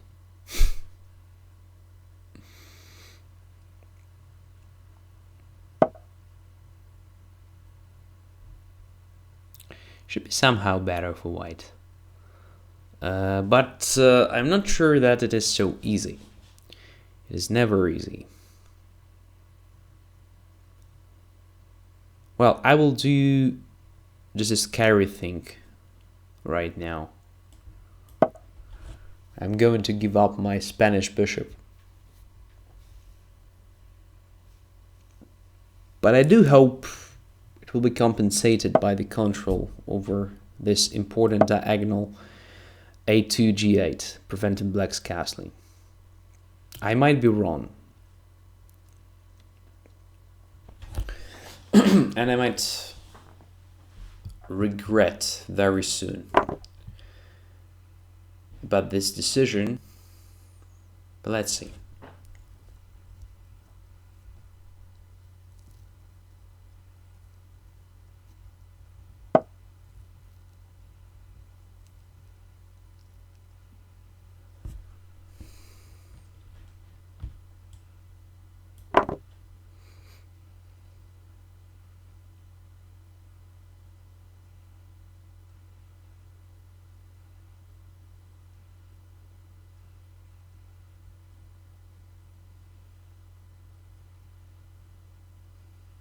I'll be very surprised if I won't achieve anything out of this opening.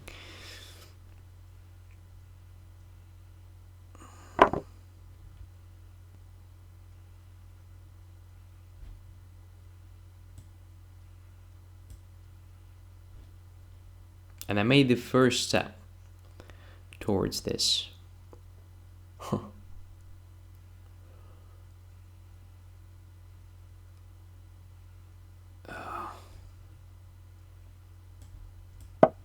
Let's develop the pieces.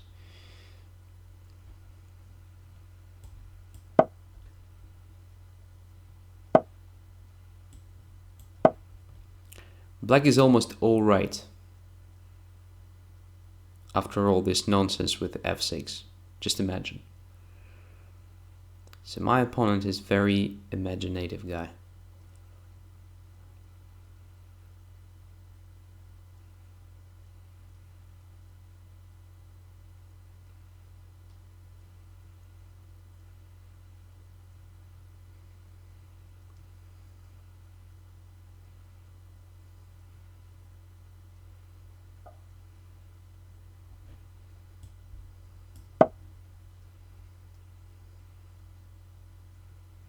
But queen d7, well, I'm not sure it was so necessary.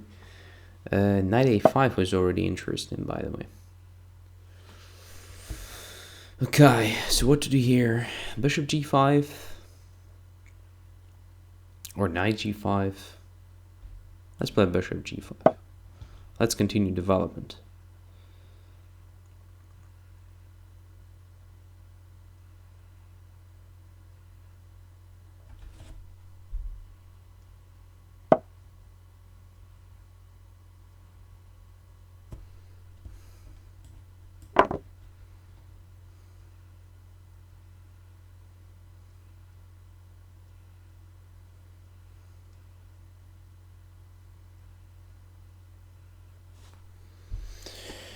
Oh, very strange.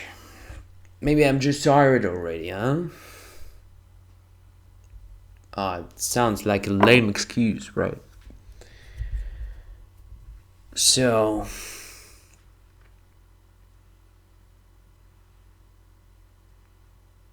yeah, I think I had nothing, absolutely. I just missed everything. My goodness. After f6, yeah, very bad. Very bad. Very bad. All right. Let's pretend I still have some chances. I don't know.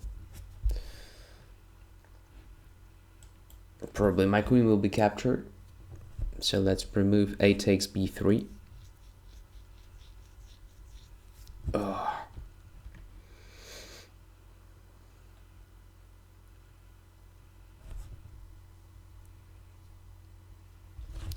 Oh. My eyes. Will become just red very soon. I wasn't sure what my opponent was thinking of.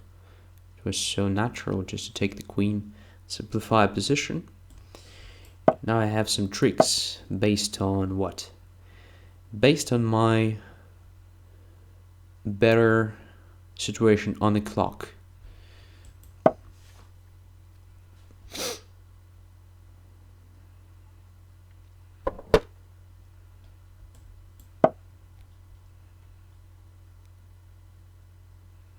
Of course, position is absolutely equal. Well, maybe I have a bit more space, but it doesn't mean anything here. It doesn't mean anything, absolutely.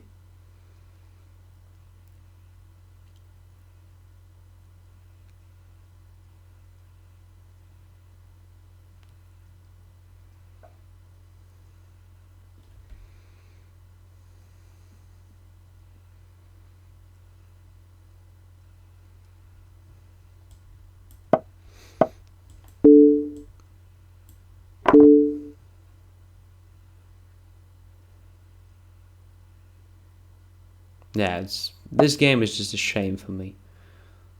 After f6, just achieved nothing. And only time trouble of my opponent just helped me a bit to achieve a good position. This position is already very good for white, of course, because I have the protected passed pawn.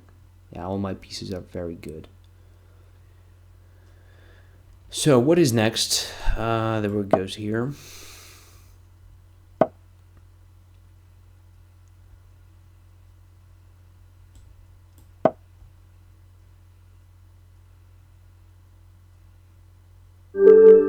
Yeah, it's lost. It's lost in time, and position is already good. So the knight goes to d5, and so on. Okay.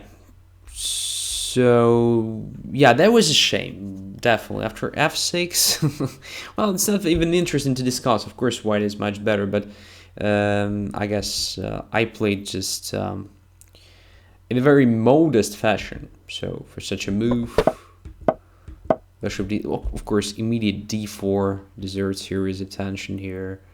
I don't know, a3 move was also interesting, just to save the bishop on this diagonal, right? it is much more interesting and much better than c3 that I played.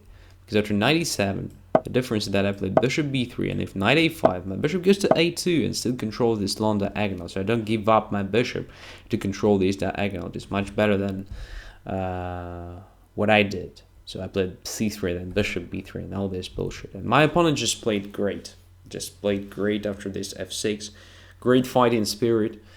And only the fact that I spent less time during the game and had this time advantage, I mean physical time advantage in the end, helped me to win this. So I'm sorry for this poor chess, and well, I appreciate the way you play, Craig. Thanks a lot for this game. Okay.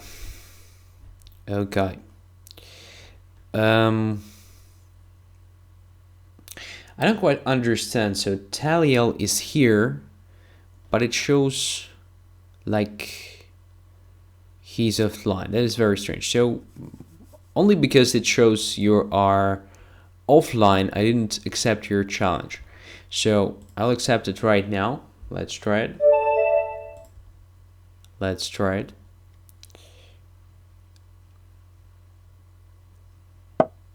Yeah, you're online, actually. So sorry for that. Next time I'll try to accept the challenge. Well, regardless the pictogram of online, offline. Knight c3. Okay, I just played d5. Let's play normal chess.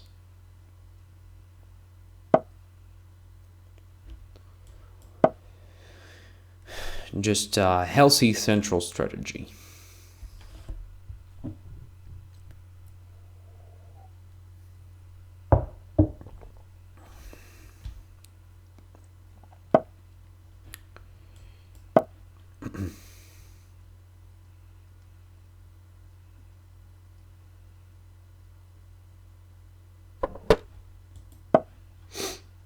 Protecting b5 square, intending to do this queen c7.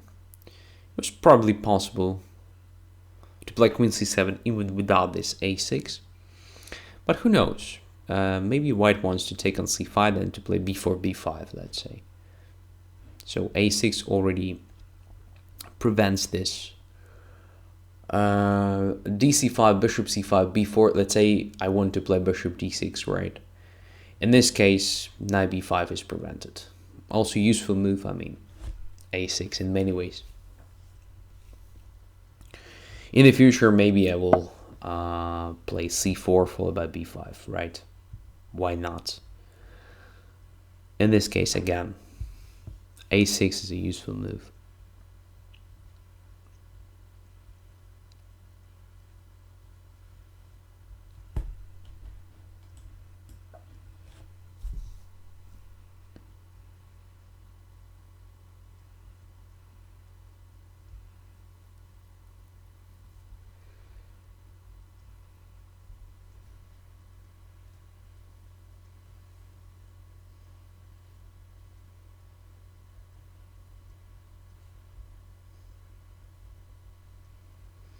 Don Williams says, I think it is just a possibility in the setting, Andrey, to not show the online status. Oh, really?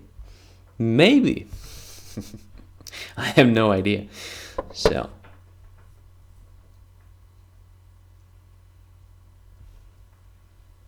Yeah, next time I just won't pay attention to this.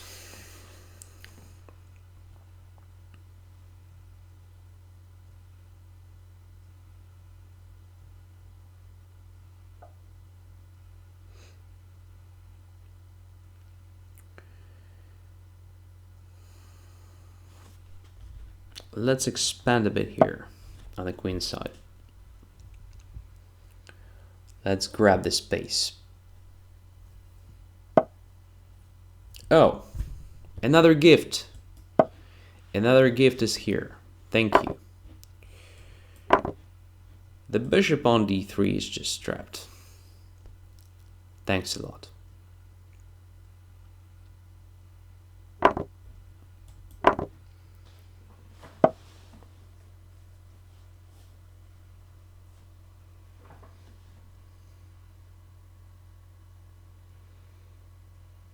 So, I have extra minor piece, and there are a lot of light squared weaknesses, so let's exploit these factors. And after this, taking on c4, with the d pawn, my bishop, light squared bishop became a monster. Yes. I like it. So if I play queen c6, then f3, right? I want to prevent f3 move. Blockading the pawn f2.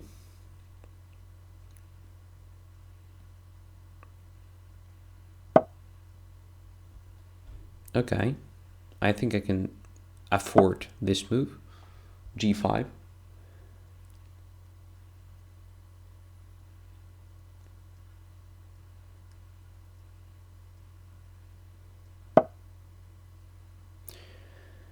Knight goes to e1, I suspect. But what about bishop g4? Where this guy on a3 moves? I think it is another material gaining. Yes, definitely. So the knight is trapped. By the way, this for the first time I trapped the knight this way. And the first time I see such a pattern. Very interesting.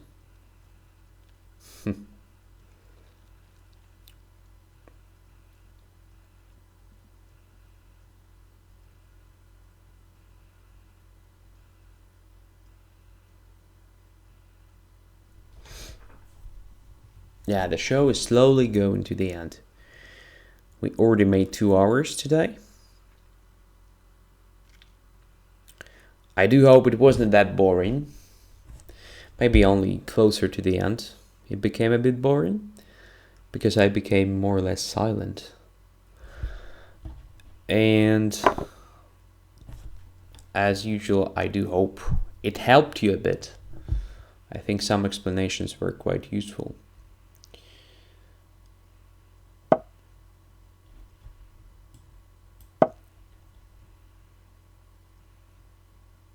So 2 extra minor pieces, right? 2 extra minor pieces.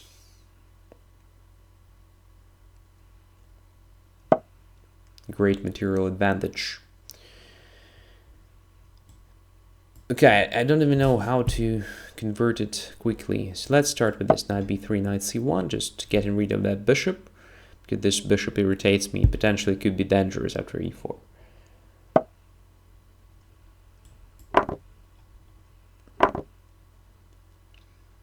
I can take on a3 if I want.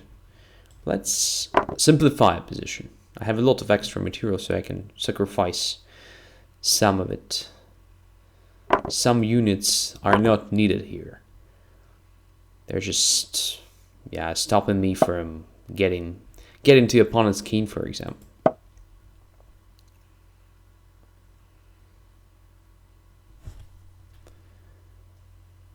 Oh. There are some interesting things about my surname. So Ostrov equals island in Russian, maybe. That's true, absolutely. Ostrov is an island. Yeah, there's a Russian for. Okay, and Ostrovskiy means like the guy from the island, something like this, maybe. Yeah. Just imagine that. I'm from the island. Let's play one more. So Iron Math is here. I accept the challenge. So in this previous game, everything was actually clear right after c4. So when I trapped that bishop, everything was clear and not very interesting, not very inspiring. Okay, so e4. Let's play c5. I didn't play Sicilian today and for a long time, so let's try knight off if my opponent gives me a chance to do that.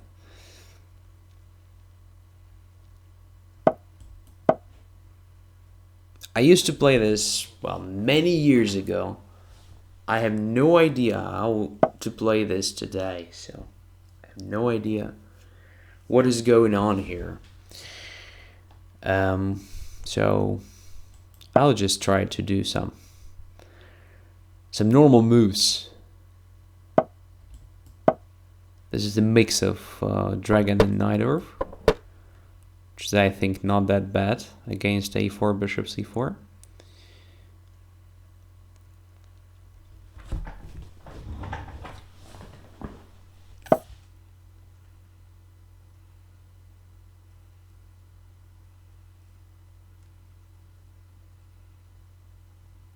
f4. Okay, a strange mix of different ideas, but white definitely wants to play e5 at some point. Sorry, I said black? Well, I actually meant white, but black also wants to play e5 maybe, at some point. I'm not sure if it is okay right now. So I will start with the knight c6 move, exerting some pressure on d4 square. Yep. After this exchange, I control d5 square, which is also quite good. e5, and I'm not sure it is a good idea. So d takes e5, queen d. Okay, if I take on e5 immediately, then queen d8. So I will start with this check, intending to play knight g4. And now there is a question: knight g4 immediately or after taking on e5? Not quite sure. So if I take on e5, I just open up the position, and the f file becomes open, but e5 becomes deadly weak. There are pros and cons, as usual. So I will start with the knight g4, and then we will see. Because it gives me more opportunities. I can play d takes e5 after white protects f2 square. I can also play d5 if I want. Should be not that bad.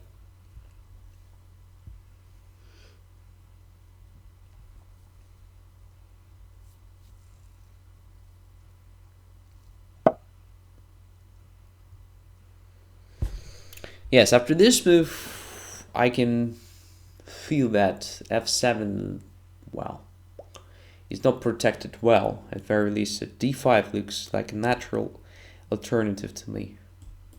Let's put the pawn on d5, closing this diagonal and solving the problem of f7 pawn for a long time. At the same time, I will have some problems with the knight g4, because white intends to play h3, and my knight has no good squares to go away. So I guess I should play h5, and after h3 knight retreats to h6. Ugly position, I know, but then there will be a possibility to improve it through f5 square. Let's try it. So I achieved something already, but white is also fine. So white definitely has some play. And in my opinion, white is even a bit better here. a5, great move. Absolutely right decision. Because if I play a5 myself, I'm more than fine. After a5, white just fixes the weakness on b6. Very good. Very good. Iron math. Sorry.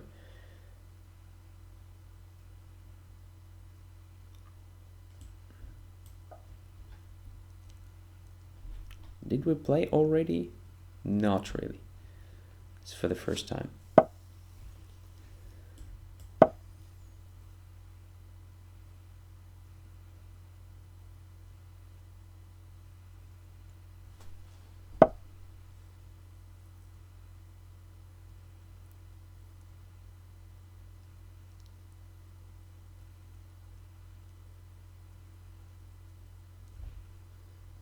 Okay, risky move, but what can I do? White is just better here. So white controls dark squares. That is really annoying. But I also control some squares, so I have sort of counterplay here.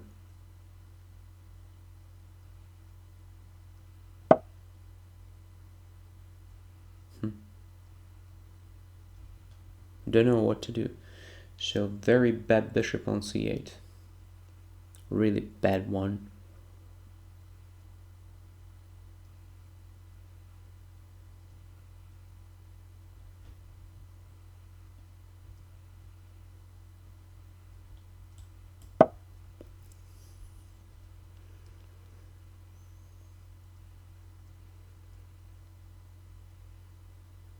Yeah, I was outplayed in this game, honestly. But knight d5? Was it really necessary? I don't understand it. Position was already very, very good. Why White decided to sacrifice the material? Maybe it's another gift, right? I'm just very lucky today, so everybody tries to give up a material against me. That's truly cool thing today. And it happens exactly at the moment when I start thinking that my position is probably not that cool. I have some problems. And here comes the help. Just a good timing, guys. What can I say? Whew. Now I have some space for my pieces, at very least. And this simplifies the position, so I have extra minor piece, why not? Why not? Let's put the knight here.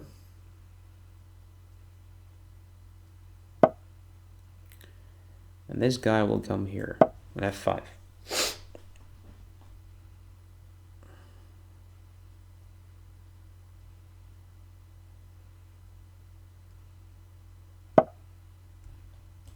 And this guy goes here to attack f4.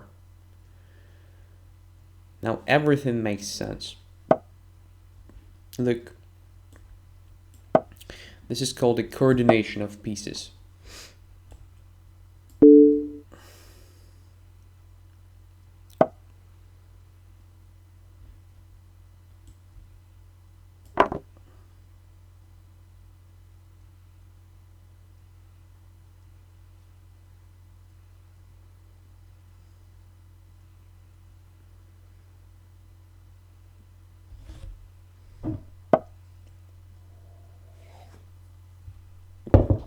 So, first check.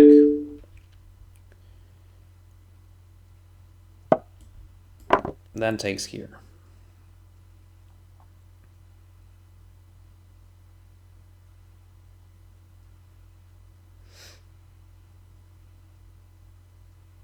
Extra rook, I guess. Oh.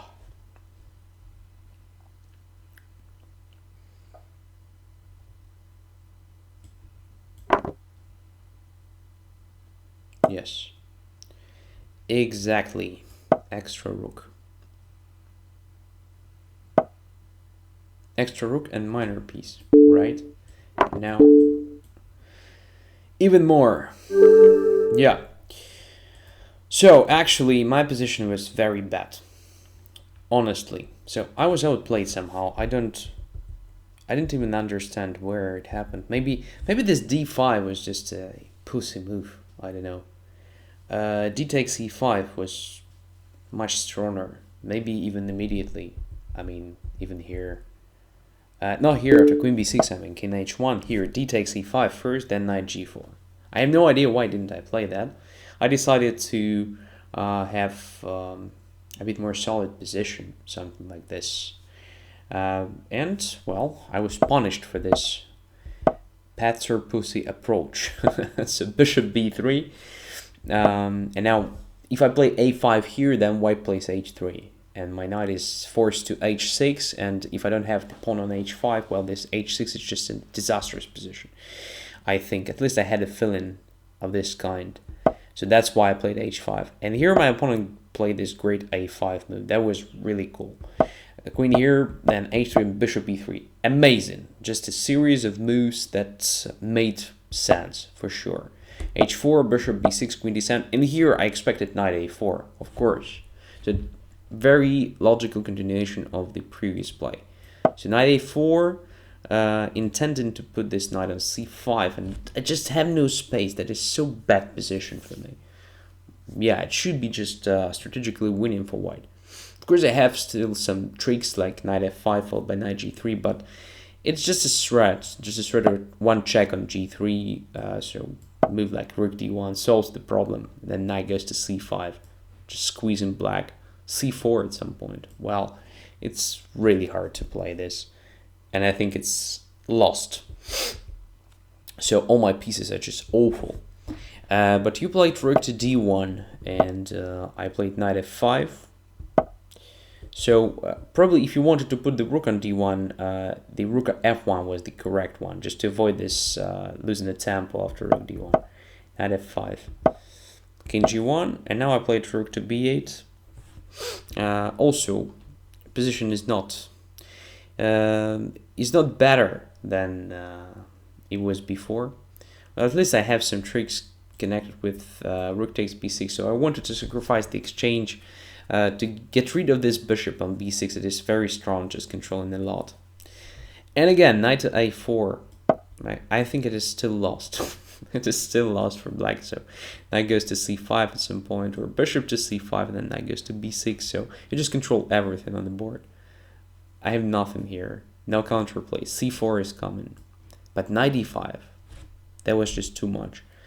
So, very important thing, when your position is already much better, and your position was definitely much better here, you don't need to sacrifice the material. So material sacrifice is something like when position is unclear and you want to grab the initiative, or when you see, for example, that, well, in a few moves you just regain the material with a great advantage, so it is not even a sacrifice, a true sacrifice, just a temporary sacrifice.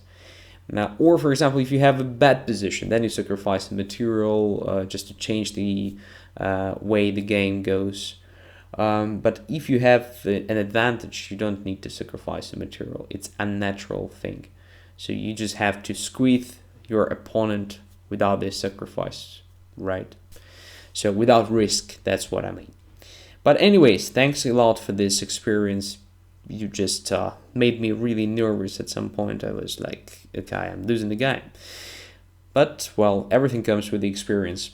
Thanks a lot to everybody today who played, who just took part in the discussion in chat and so on. Premium members are welcome to the next Training Tuesday episode. So next Tuesday we'll continue with the topic of the battery. So load the gun, number 2 is the topic of the next episode. And all non-premiums, well, a good idea is just to become premium members. You will take part in all the activities on Chess24, including playing against me during this Banter Blitz shows, and playing another guys, well, like Peter Swidler, Luc van Belly, Jan Gustafsson. There are a lot of great players here. So have a nice weekend. Take care. Bye bye.